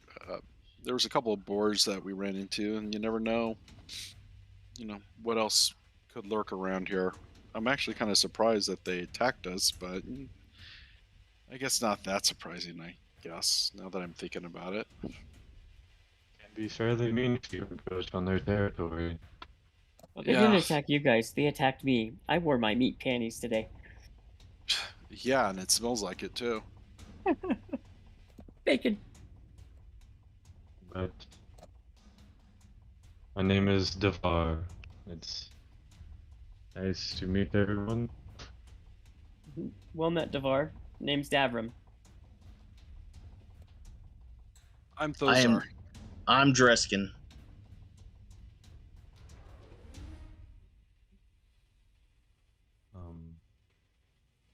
May I ask what everyone's specialty is? Like, I can tell that Jeskin, you probably get mad and hit things really hard.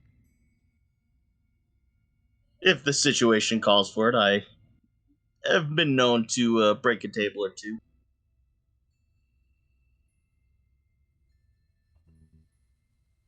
Just nice to know who I work with.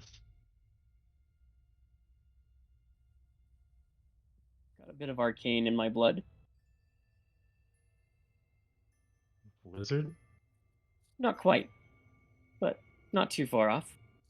I just dabble with what's lurking inside my genes as it is. Oh, Not too bad with a blade.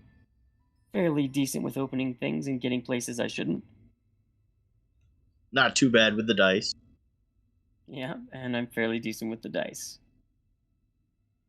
Well, when luck's on my side.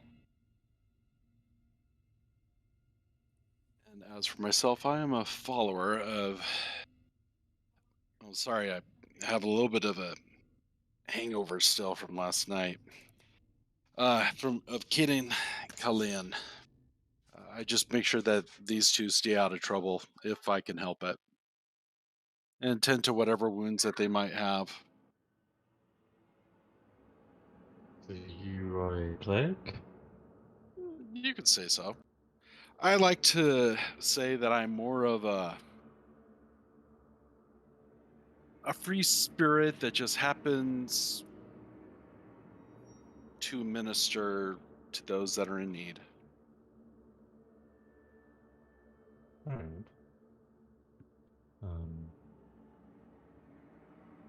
I, s- I specialize at being outside and hunting things. I'm fairly good with my bow. Well, that's That would good be because helpful. I'm definitely not good with this crossbow. Um, I'm also good at heading through the woods since I've spent so long in them.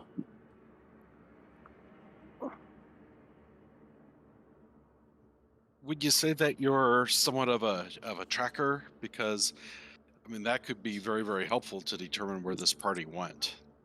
We know that they came down this pathway, but other than that, I'm pretty good at tracking.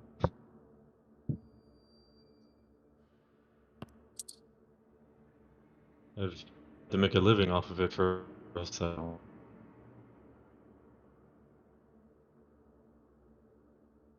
well, if you wouldn't mind taking a look around here, um, just to see if they happen to leave any signs behind. I mean, I know it's been 10 days, but you never know. sure. I mean, I can. What am I specifically looking for in with the party? It's supposed to be 5 members. 2 humans, a dwarf, an elf, and maybe a goblin? Yeah, a goblin.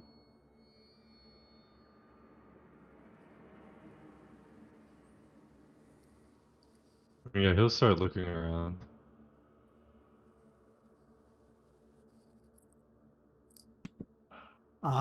Well, you're basically joining the party. All of you, all 4 of you, are now standing in front of this barricaded entryway. You can see it on the map.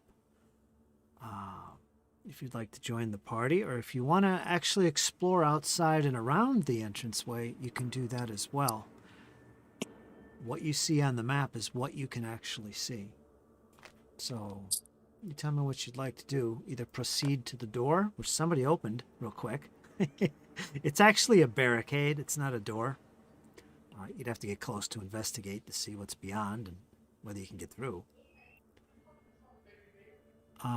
So I'd like to look over at that right section for any evidence of the party. At that, what do you mean, right section? The tower or the pond or what? Right section?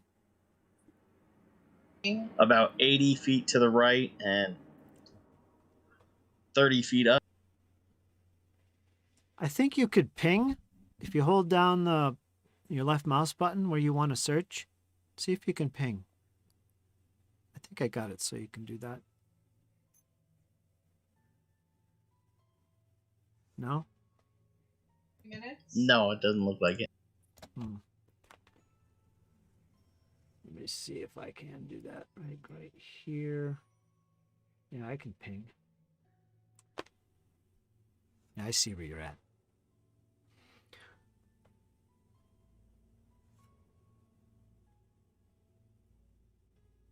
I think what I could do is just put you on the map right where you're located.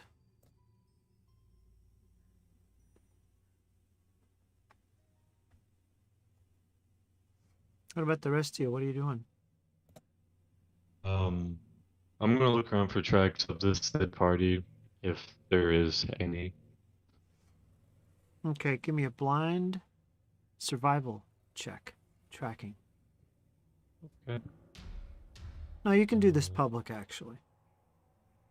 Yeah, go ahead and make it public. It's okay. Wow. Was almost a natural 20. What about you, Davrin? What are you doing? Trying not to muddy up the scene too much. Okay, Thozar, you hanging back at the entryway? Yeah, I was doing the exact same thing. I don't want to mess anything up while they're taking a quick look around. Okay. Do you want me to do the roll as well? Those are, well, if you look where your token is, right? Only you could see this. But there's definitely some arrow slits in the walls that you can actually peer through. They're at ground level. You could peer inside. They're obviously arrow slits. Arrow slits are where you, when you're the defender, you're on the other side. You've got plenty of room to move around and shoot through these little holes in the wall.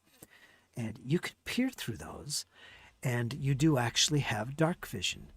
Therefore, everything's in black and white if you look at your map. Although it's kind of daylightish, so it's not as black and white, you can see in there.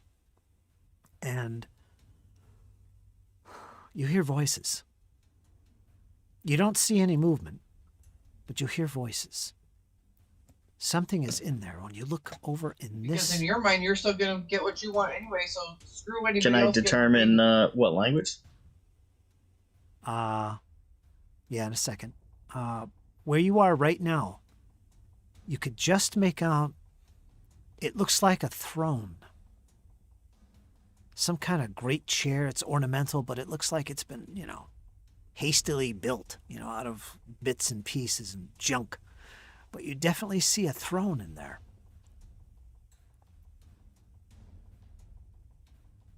Suddenly, as you're peering through, right in front of you, you see this small head. It's a blue-colored creature. Well, you can't see color, but you see this face, little face about 3 foot from the floor, peering up at you, and it lets out this squeak and disappears. And suddenly there's commotion inside the room. You see some, you don't see shadows. You in this dark vision.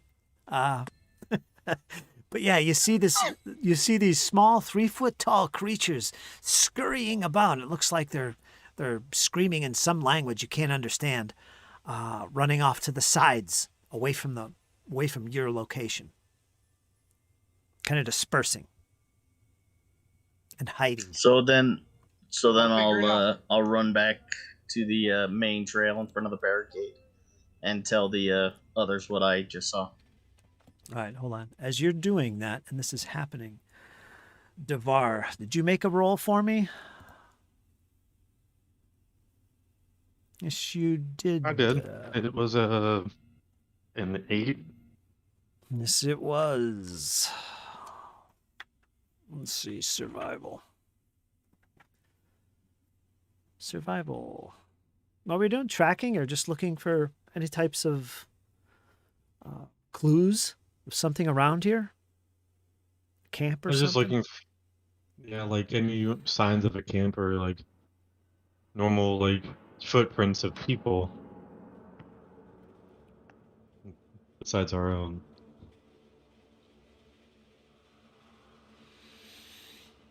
Yeah, I should have made that a secret roll. Yeah, you don't notice nothing. However, are you going anywhere near the water line here when you're doing this searching? Like maybe there's footsteps in mud or something. Are you basically where your counter token is? Anywhere around that watered area? Yeah, he's searching around because he knows that people have fear of the water sources and Okay. such like that. Okay. You go ahead and move your token. You can use the arrow keys or use the directional and space bar to put yourself where you think you'd want to be when you somewhere within 30 feet.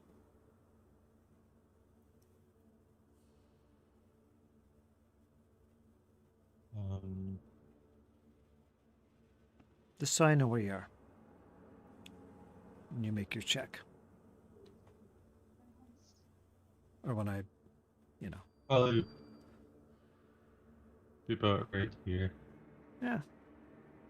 From that position, you notice, as you're searching around, you notice the water begin to ripple. Unnaturally. Like something in the water is moving about.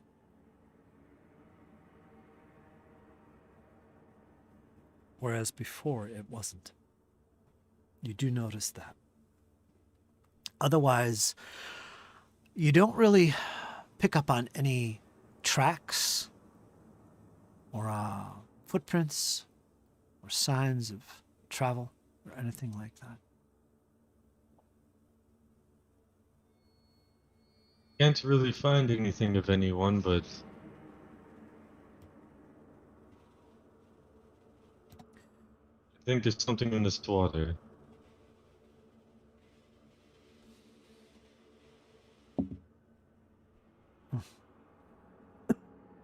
All right, Dreskin, what were you doing?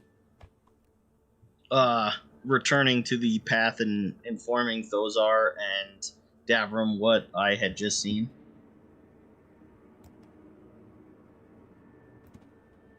What did you see?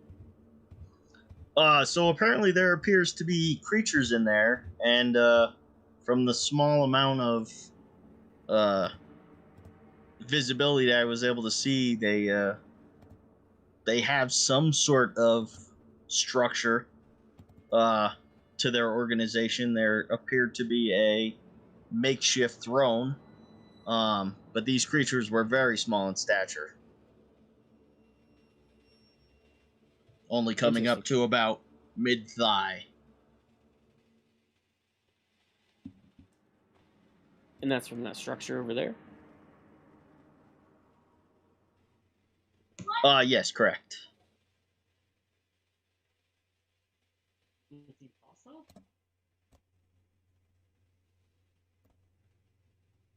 Sorry, I didn't hear you. Yeah, they seemed small, and I couldn't really discern color, but they seemed to be creatures, not humanoid-like.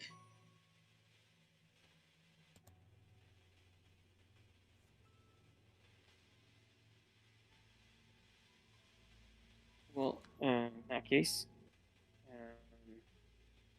probably be prepared for an ambush or something. Keep our eyes open. What's next? What's up with this building right next to us? It appears to be a barricade. Yeah, I don't think anyone really took a look at it. Let's take a look. Okay, and I'm loading my crossbow while you guys do that. That's a good idea.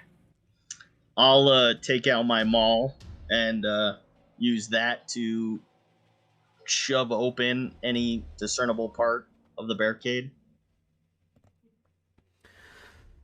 All right, as you guys are doing this, meeting and talking and gathering, Devar, closest to the water.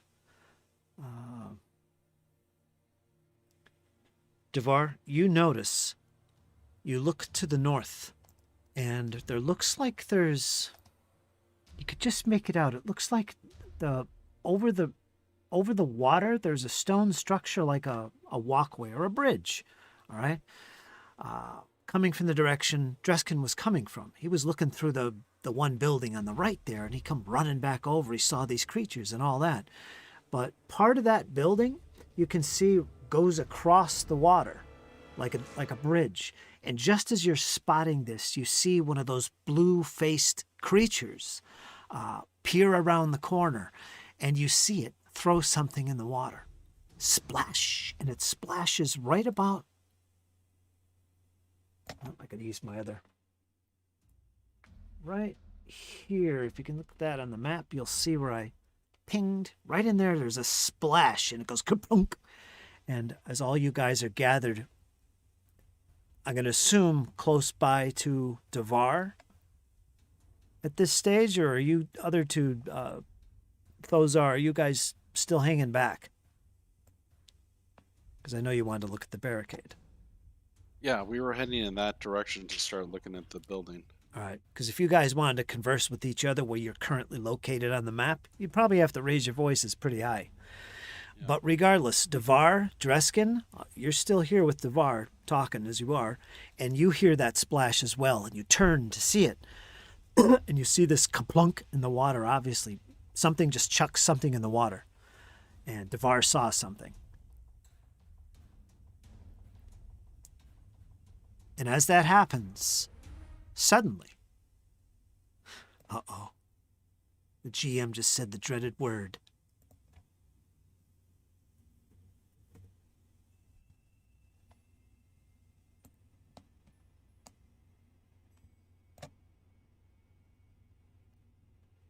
you see something begin to raise its head out of the water.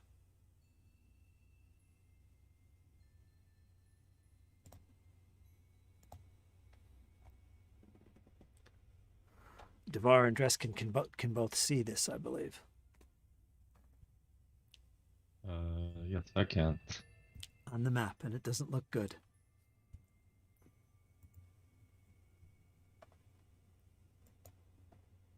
And it's coming towards you. Now, at this stage, what are you going to do? It's moving towards you. It's about 25 feet away. Dreskin, you see it as well with your dark vision. Something is in the water, attracted to the splashing noise. Whatever that splash was from, Devar knows what it was from, but it's heading towards you, about 25, 30 feet away. Now, Davrim and Thozar, you don't see this, of course, but you're more concerned with the barricade. Do you want to actually move close to the barricade? Should I put you there now?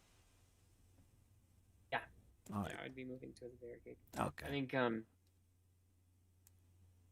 think Thozar was loading his crossbow and sticking back just a little bit.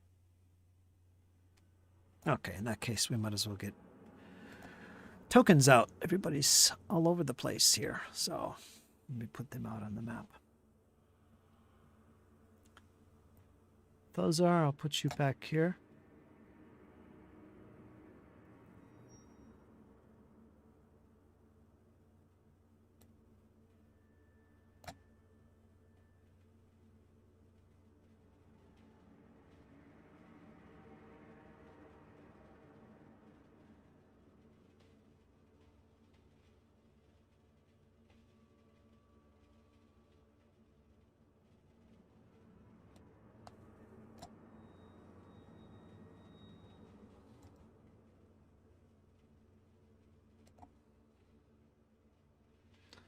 Trying to get Thozar's token on the map. Come on.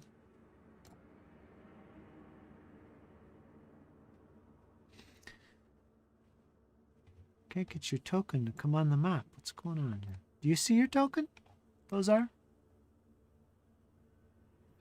No, the screen just went dark on me.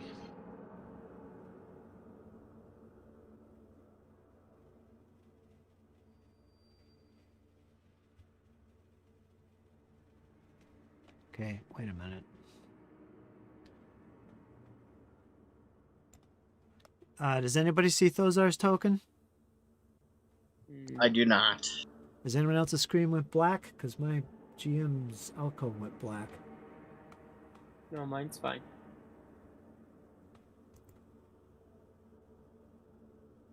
Oh, I took the party token off. That's why. That was my vision. That's fine.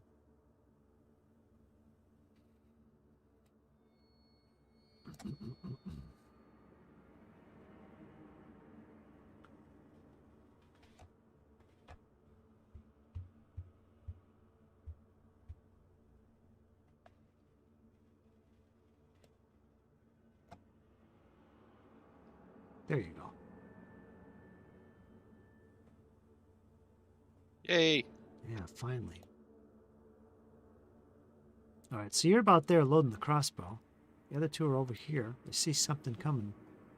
And yeah, you're checking out the barricade, Devar. It looks like it takes some effort to get through this. I'll give you that much information. But how do you guys react? Devar, Dreskin? How do you react to this? You both see it. I yell that there's something in the water. Yes. It's coming towards us. It's looking pretty hostile, so he would shoot it. Whatever that blue thing was got its attention.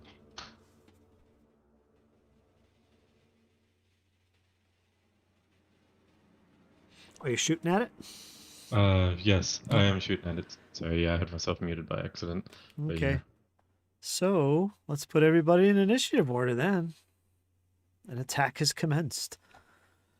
It is a creature and it is coming towards you. And if you're going to attack it, I'm going to put everybody in initiative. Well, I'll tell you what first. Before we do that, I'm going to let you have the shot. as it's coming towards you. I'm going to give you that first. So go ahead and make one attack with your bow. I'll let you have it out and ready because you pretty much did the whole time. Okay. And the range is 5, 10, 15, 20, 25 feet. Just make a ranged attack. One attack. Do.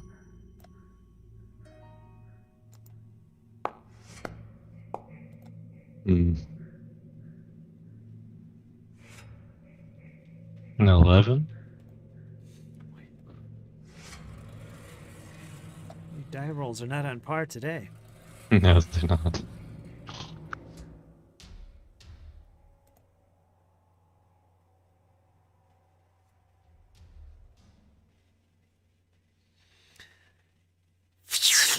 The arrow goes zipping well over its head and sinks into the ground on the far side.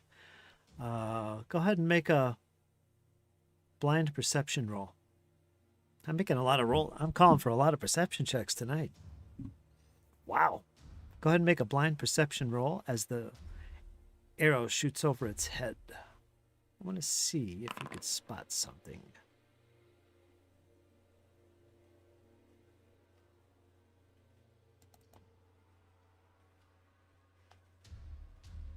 What'd you get? Oh no, I have to look. Okay.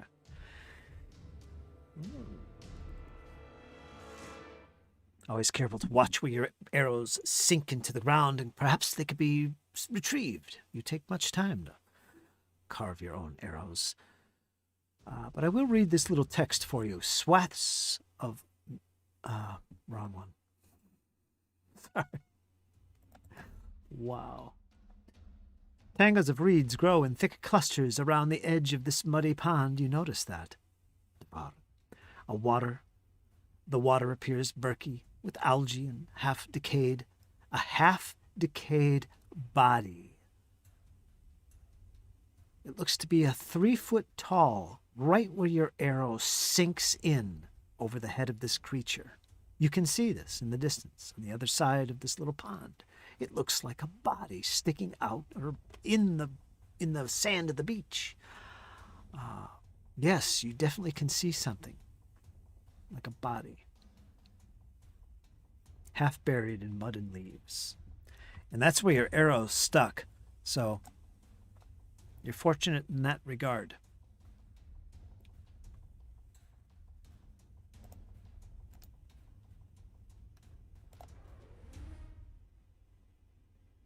That's a good thing for him to pay attention then. So you missed the target, but you saw something on the other side. Hey, a dead body. Whether that's important or not, I don't know. But I read it to you. So there you go. Let me take a pause here. All right, let's roll initiative here for everybody. Let me take the torch out of the combat. I don't want the torch fighting.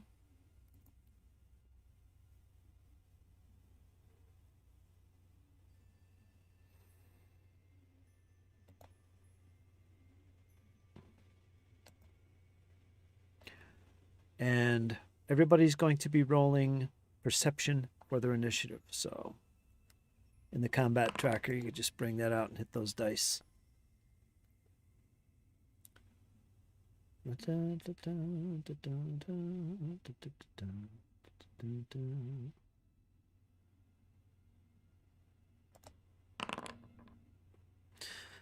As some kind of strange creature is moving towards you, Devar has taken a shot at it.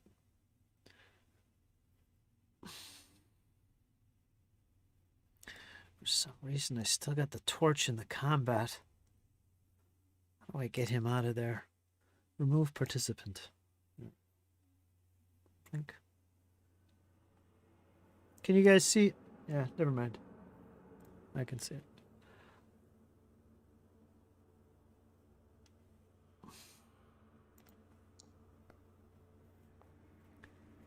And Dreskin, want me to roll for you?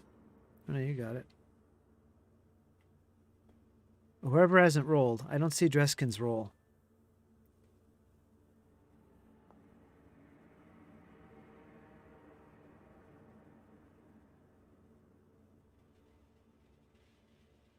All right, you just rolled out of the combat.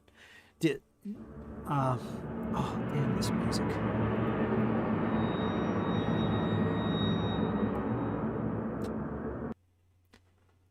Dreskin, can you access the encounter tracker?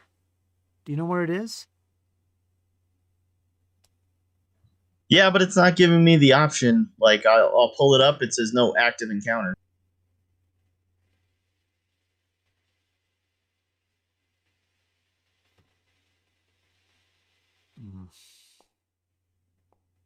There we go. There it is. I refreshed my page. That worked. You're all set. Okay, begin encounter.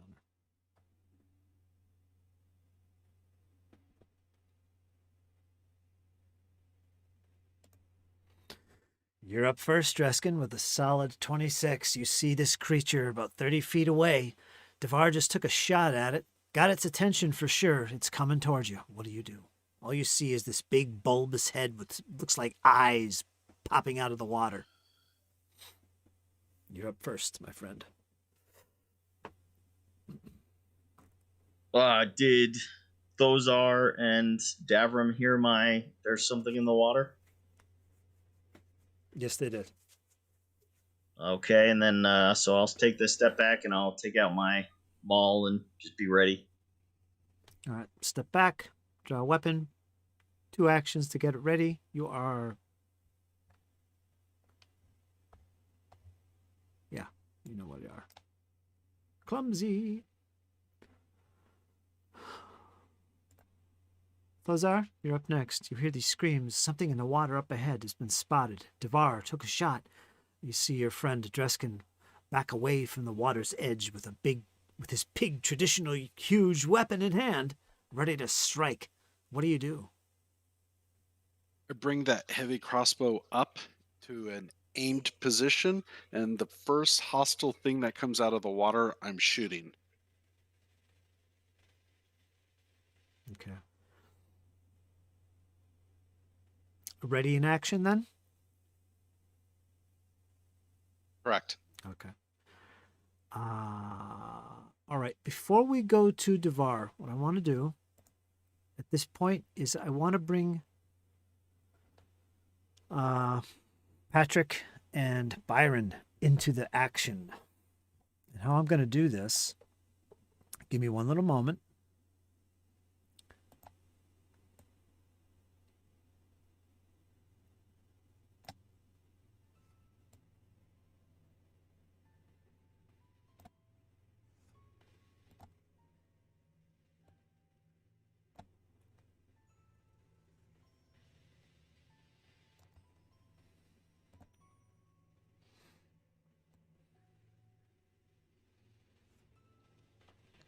I don't think I'm going to do this for the next session. This is too much. The 2 laptops and the cameras aren't really showing the way I wanted to, and it's just, I don't know. I'm getting a little bit more lag here for some reason. So it's what do you guys think? It's a little bit slow going, I know. I apologize for that, but hopefully the next session will be a little bit smoother. This was a dog. As much to us. It doesn't matter to see people or myself, for myself at least.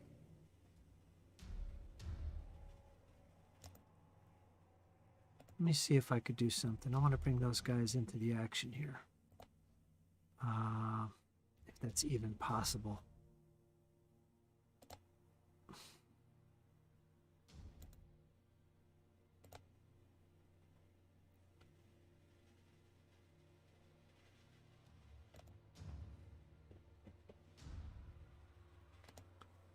You think about what you're going to do, Devar, because you are next.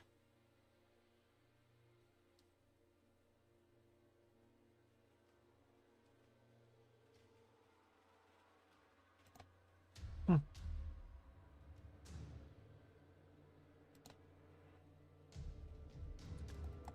try this real quick.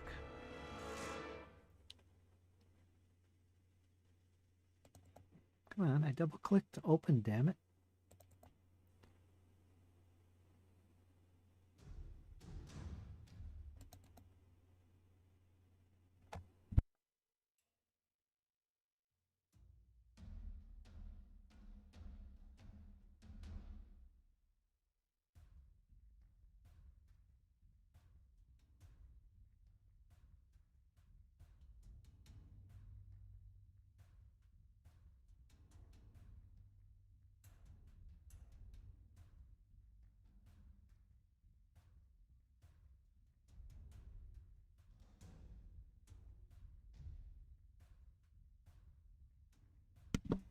All right, scrap that idea.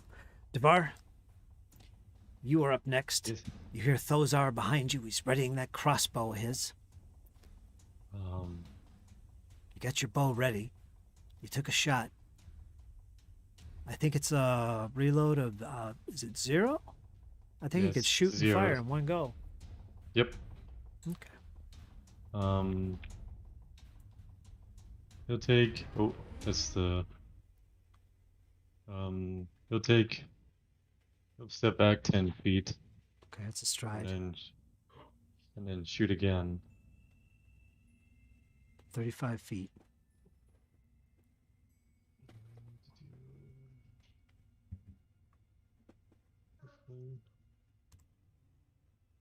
This hit.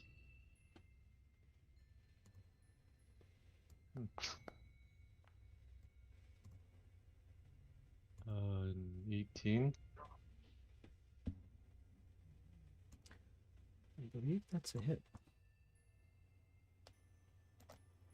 Let's see. Yes, that's a hit. Do normal damage.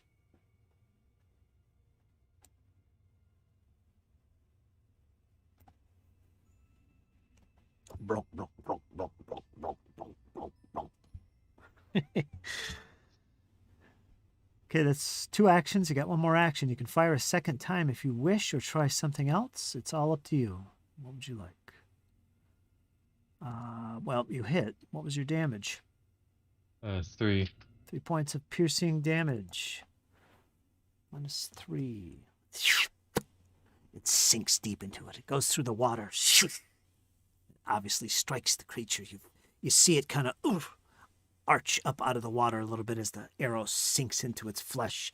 So it's obviously pretty big because that arrow went a little bit under the water there. So there's something big under there. Okay. You have 1 more action?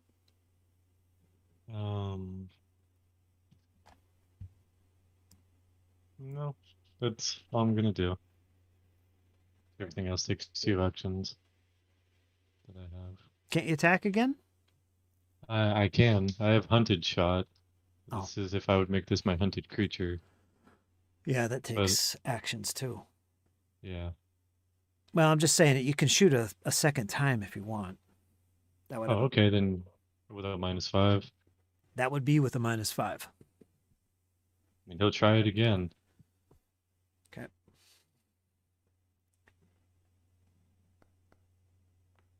Nope. That's a natural 1. Yeah, it is. For a total of 9. I can't wait to use the critical fumble deck. But anyway, next is... it's the creature. The creature. Let me see if I can show you guys what you see as it moves closer. Give me a second here. It begins to move forward, swimming through the water. 5.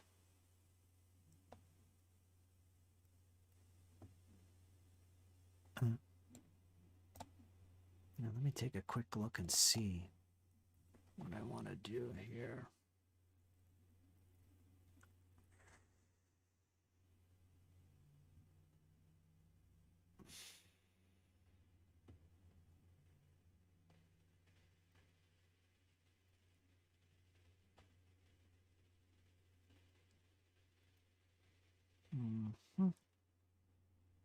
Okay. All right, it was 5 feet.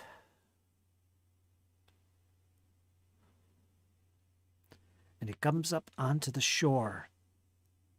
And it gets that far up and out of the water. So you see this creature come towards you, Devar. It's coming up out of the water. It's looking right at you.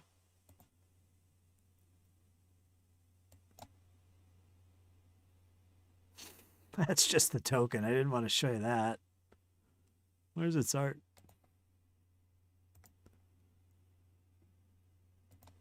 Character artwork. Oh, Here you go. I have seen one of these before. Yeah.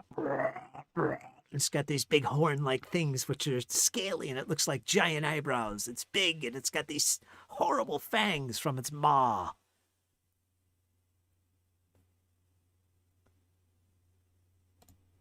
It comes up and out of the water. It's right in front of you. And it attacks for sure. It's going to attack. How could it not attack this archer, this bold archer? And it's going to attack with those tusks. What is your armor class? 19. 19. It just misses you. 1, 2. It's got one more action. It's going to try another one. I probably should have did something else, but that's okay.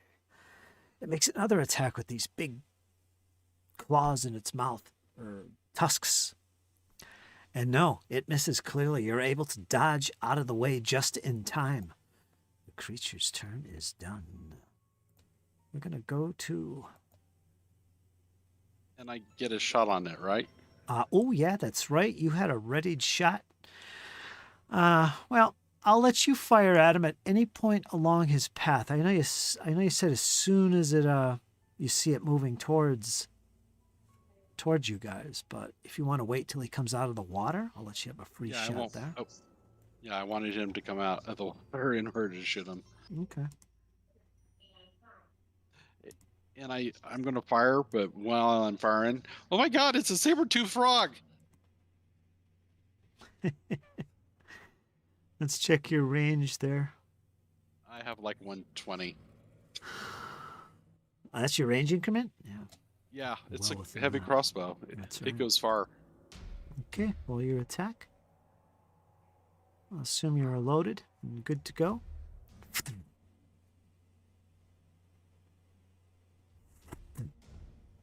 And an 18. And I believe that is a hit. Yes, roll normal damage. Oh. It's normal damage on this creature. Nice solid 10 piercing damage sinks into its side. It howls in pain. It feels. Yeah. Shit, oh shit, oh shit. Okay, so that was one action, right? Oh, that was your readied action. Okay. Correct, is ready. And all right. Then we go to Davram. Davram, you're up. You hear a familiar sound of a crossbow bolt release behind you, and you turn and you see your friend Thozar. Looking at the target, you see this large, giant creature. Well, it's not really large, but you get the idea. This like oversized, fanged frog attacking your newfound friend, you would think, Devar. I don't know if you've introduced your names, have you? Yeah, We have. did. Okay. Um. You're up. Oh well, this is fun. Davram will take a 5-foot step forward, and then he will electric arc the frog for now. So DC 18 reflex save.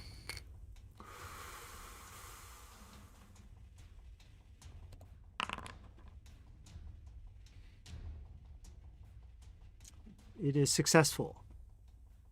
Half Okay, damage. So he'll take half of this. So he takes 3 points of electrical damage. All right, let me look at his stats here and see if he's got any weaknesses. Or whatever. Okay.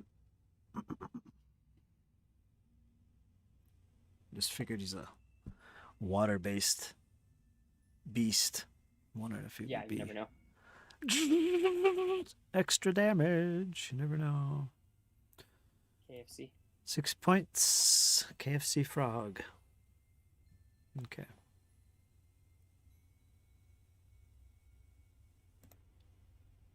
Boy, you guys really laying into him. He's badly injured. You done? Yeah, that's the end of my turn. Excellent. Next round. Thozar. You're all ready and saddled up, good to go with that big old mace of yours. What's up?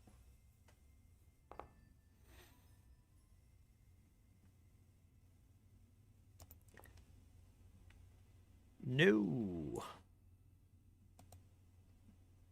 Hold on. What do we got here? How many dice you got here? All right, your first attack was an 11. That is a miss. Second attack, the giant maul, 19. That's going to be a hit, so you do manage to hit him. So what are your normal damage with the maul? You're not raging.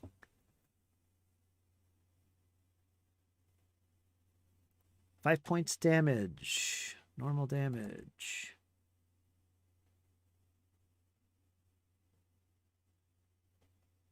Okay. You've got him badly imaged or damaged. That was 2 attacks. And then last roll. It's an attack too? Yikes. 0 right on the button. Nope. And my turn's done. You are done. Thozar, time to reload that beast.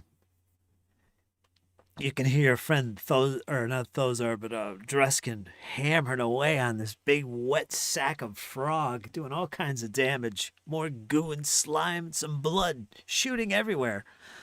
What do you do? Instead of reloading, I am going to cast Divine Lance. Oh, put that in the chat to remind me. I don't remember how to get it in the Yeah. chat.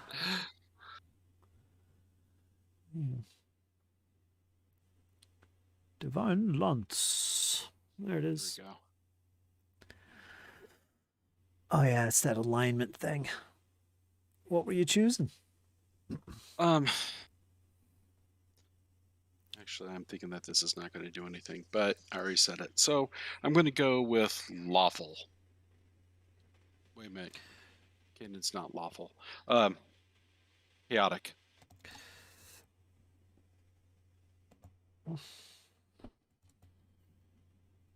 Chaotic, you said.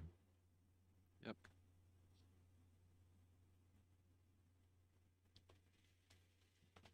All right. Your lance shoots off. You mumble some words, and the energy releases. And it just seems to dissipate as the aura it hits the beast and just dissipates. It seems unfazed, unaffected. Well, that didn't work, and I hurry up and throw up shield. You have a little token for that? A little marker?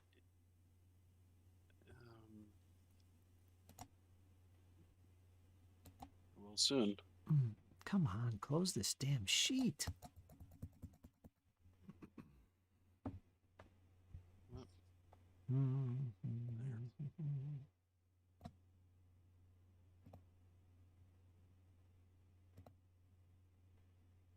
There we go. Oh, didn't mean to raise it.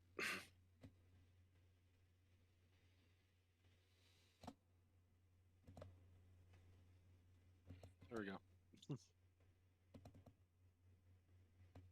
I can't close this sheet. What's going on here? Let me shrink it down and get it out of the way.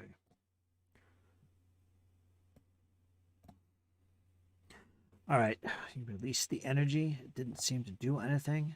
I'm going to go to the next person in the turn. That is Devar. Once again, we return to Devar. This creature is nearing death in front of you. I believe you got your bow out. I do. He's gonna take a chance and step away from the creature.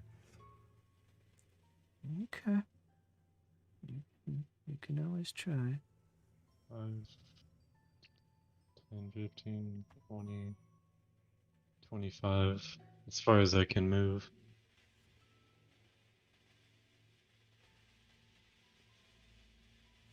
And I will try to shoot it again.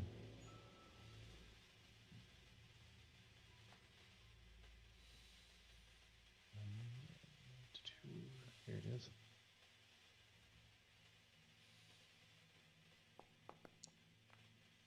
Ooh. There. 27. Did it? 27? That's Yes. that's definitely a hit. Go ahead and roll your damage. That is That's going to be double damage, actually. You got a critical hit there. Critical Oh, so you mean- success. Just double whatever damage you got. So 6 damage. Your weapon is actually also deadly, so you do a D10 That's on right. damage die instead of. Oh, I do D10. You Yeah. roll next. After you double it, you roll a d10.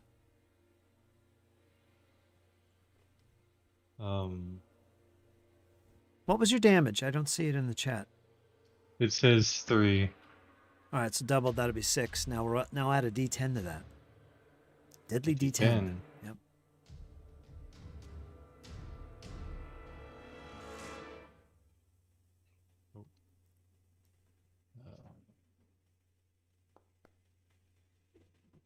Five. 5. So 6 plus 5. 11. 11 points of damage. Oh, the pain. The pain. How could you do this to my giant frog? 11, right? Yes. Yes, that is just enough. Describe how you finish this creature off with your killer shot. Go ahead and describe that Right. killing blow. Excellent. He sees it about to probably going to bite his new friend, and the creature would open his mouth and he would shoot directly down its throat and like back through the back of its head. Yeah. And it clumps to the ground with a splat. It made quick work of him. If Dreskin's around, you can be assured that anything is going to be made quick work of. He gets done. He gets a couple shots in. He didn't even have to rage in that one. Good work. Devar finishes him off. Excellent. Right, I'm going to have to refresh my game page here because everything is out of whack. Yeah, to go over critical damage, when you get critical damage on something, the amount of damage you normally do is doubled. It's times 2. And some people like to just roll dice twice, although that's not in the rules. I don't like to do that, but it's literally times 2. Now, that includes all modifiers to your damage roll, except the only exception are things that modify critical damage. For example, deadly D10. Those modifiers are added after the doubling is done. That's the only time that you need to differentiate things. Otherwise, when you double damage, you add all your strength bonuses, your proficiency, you add all that stuff.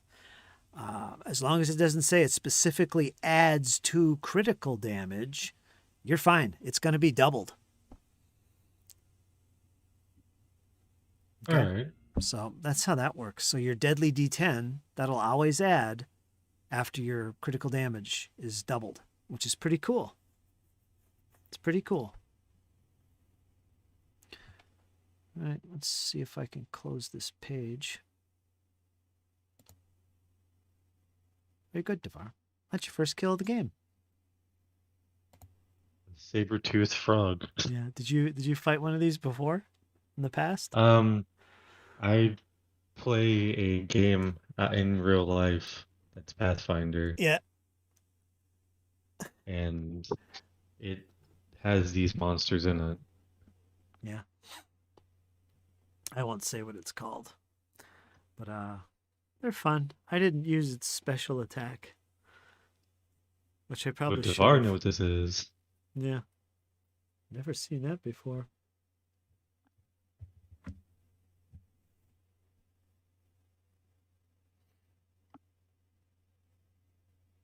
And Devar would go back over and start to get his arrow out of its mouth. And while you're doing that, Dreskin's gonna go over there and start harvesting some more flesh. Mmm, tasty. Frog legs. What are you doing, Dreskin? I'm gonna go back to the barricade. Okay. Start trying to jimmy that open with my maul. Oh, let me end this combat. Devar will point out that there's a body across the lake. Yeah, if you wanna go across and retrieve an arrow, I'll let you do that as well, Devar. By the way, keep track of your ammo. You don't normally retrieve any of them, but I will let you get another arrow back if you want to go investigate that body. Or not, it's up to you. I mean, he will, because he's gonna need more downtime to make more arrows. Okay. But yeah, he definitely go across. It's over here, you said, isn't it? Let me look. Yeah. Okay. So then, yeah, he would take his time to. If you want to go, Says, if you want to go around it, you can. The water, it's definitely deeper in spots. If you stick close to the edge, it's not so bad. If you don't wade out, it might get as a foot or two deep. If you want to go across that one area there that's like a 5-foot jump, I'll let you hop that. You don't have to go in the water if you don't want, but you can get to that location without any checks, is what I'm trying to say. yeah, he will, but every time I try to move my token, it says I'm colliding with a wall. Does it? Oh, that's right. I have to do it for you. Let me put you there. But then, yeah, he'll pull his arrow out, so he has 9 arrows. He should have 10. Oh, 9. Davram will actually go with him, just so that we're not separated. Same. I want to take a look at the body itself. Yeah, see if he matches the identity of the weapons we're looking for. Exactly, and figure out exactly how this person passed on. Well, I don't know if I'll be able to do that. I'm not a healer, but I'll take a look. Maybe I can reason something out. Maybe you can. I got faith in you. Somebody's gotta.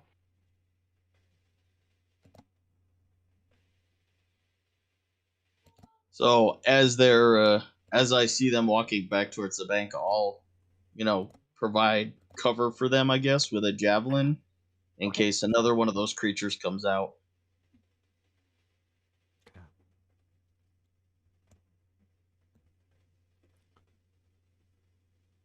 Is it still showing the combat is still going for you? Yes, it is for me. All right. I don't have an active encounter on my side. Oh, not anymore. It just ended. All right, I'm going to do something here. You guys can take a break for 5 or 10 minutes. I'm going to try and log out of this one laptop and run everything off the one other laptop. I'm going to change this up. I'm going to go feed the dogs then. All right. So go ahead and mute yourselves. Take a little 5-10 minute break.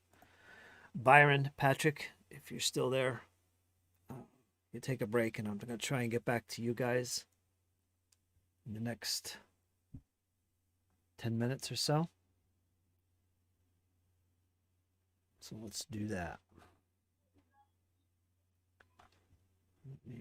I'm gonna have to jump off here soon, though.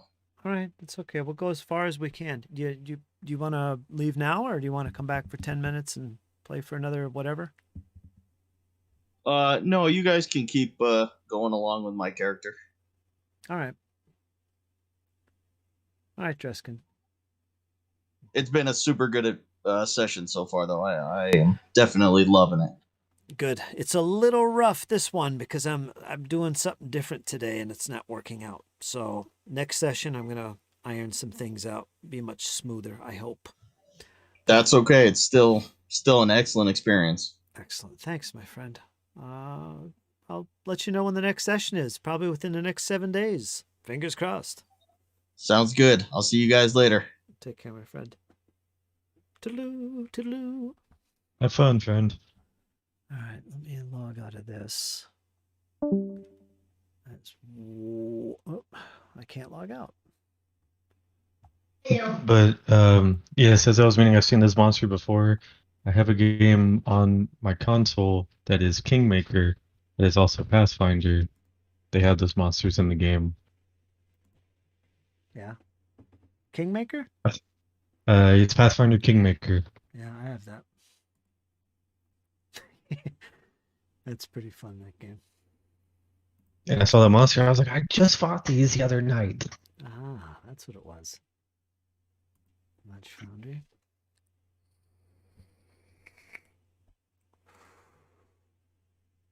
Ah.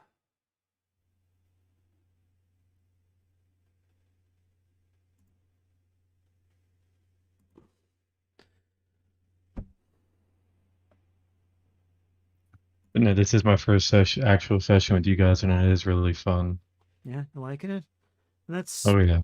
it's a little tough for me today. I don't know why. I'm just the it's been a while since I ran a full game, recording it all with OBS and streaming and putting it on 2 laptops. It just I don't normally do that, not all the time. It's all over the place. It's lagging where it shouldn't. Ah, it's because I want to get those video cameras in the game session this time, but it ain't working. That's okay. We had session 4 a couple nights ago. That was pretty good. I ran that on 1 laptop. Yeah, I was looking to get more into like 2E games because my brother-in-law runs one for me and my wife as well, Yeah. and I play a rogue in that one.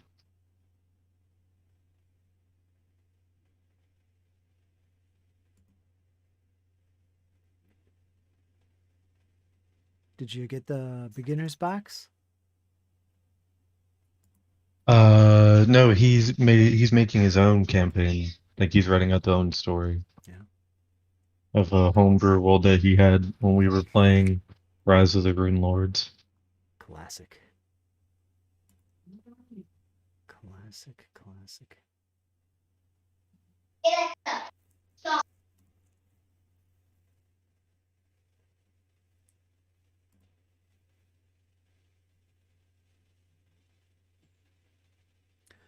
All right, everybody stay in the server. I'm going to stop the server again because I can't get back in. So it'll bounce everybody.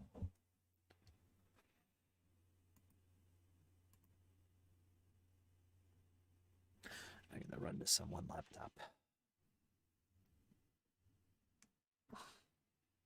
Disaster, disaster, disaster, I say.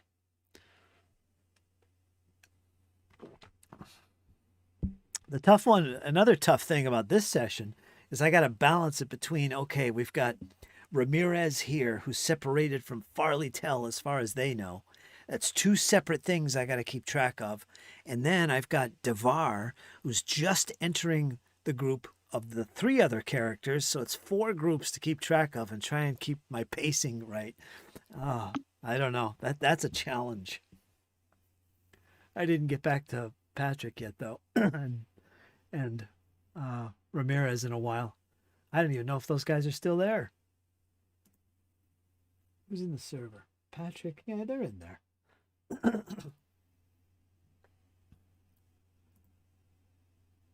Oh, the mysteries. What is happening? Ramirez has been abducted by a giant.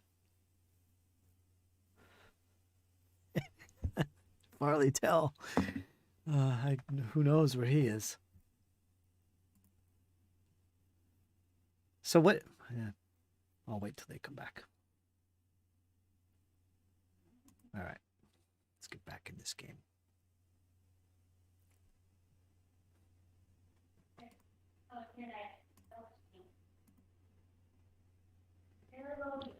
You know how it is to be a DM because I run my own game on Thursday. Pathfinder or 5e? 5e. I run a module on Thursdays where everybody is pirates. Yeah. Arr. And it's been paying out pretty well for them. I mean, a few of them almost died. Yeah? From Durgars. Excuse me. There you go.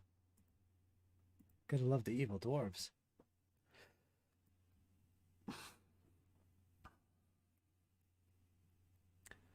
I played 5e a little bit. I got the characters up to level 3, I think. And I drifted off back to Pathfinder. But set in Midgard by Kobold Press. A very dark Norse-themed setting. Somewhat of a Norse theme. That was fun. Which one was it? Midgard. I've. Oh, is that somebody's homebrew game? That's it's published by Kobold Press. Oh, Midgard. it almost sounded like you were talking about Rime of the Frost Maiden. No. No, not that one. Because I have that one too, and it is fairly fun. Yeah. Being in the frozen north. It's also dark. It's a very dark campaign. Gotta love the dark campaigns. It's like it's literal and figuratively, like there is no sun. Yeah. Yeah, it's always dark, right? Cold and miserable. Yeah, because curses over land and such.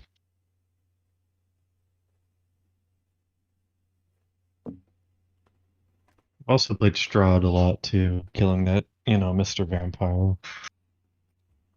So what's the result? Do you like 5e better than Pathfinder, or are you really digging Pathfinder? I've started off on 3.5. Yeah. Oh, there you go. Was my brother-in-law introduced it to me like 5 years ago. And the very first character I made, I remember him clearly, which was a half-orc paladin.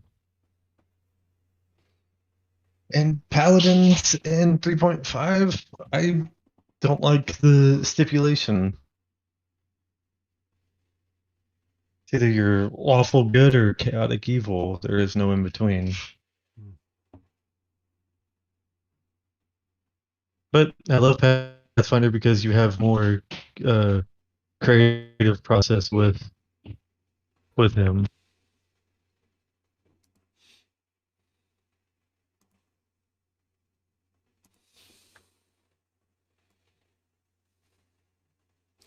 Plus, with the Paladin and Pathfinder,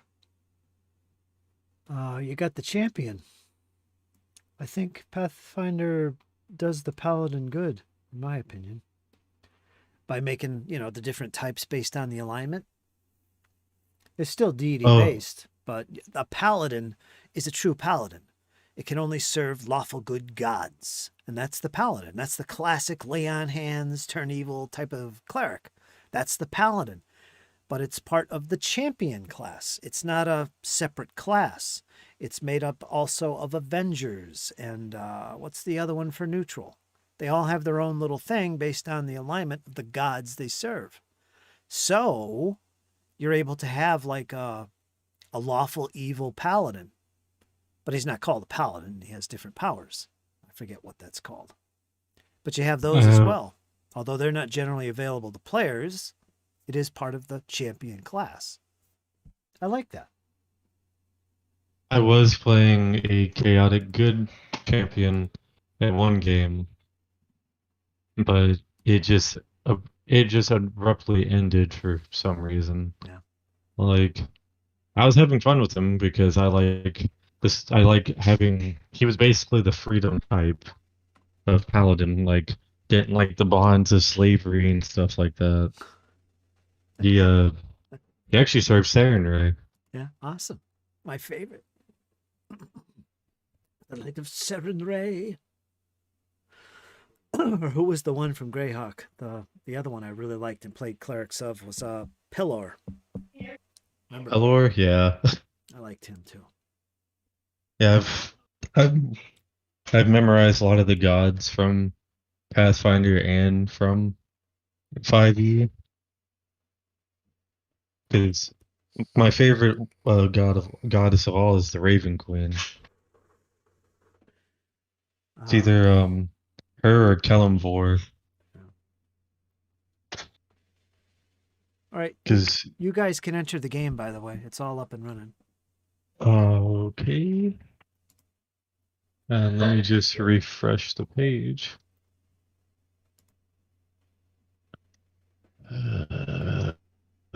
Excellent.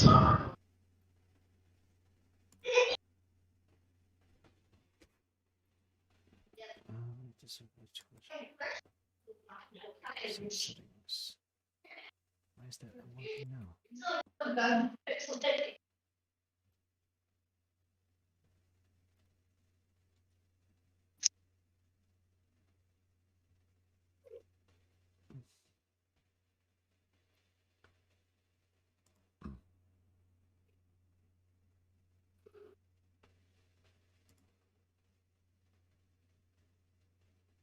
Let me see if those are. Darn it, my camera's not showing now. I don't know if I should refresh or not. Rock salt. Yeah, I'm gonna refresh. All right, you guys can join. I'll be right back. I'm gonna take a 2-minute break. No worries.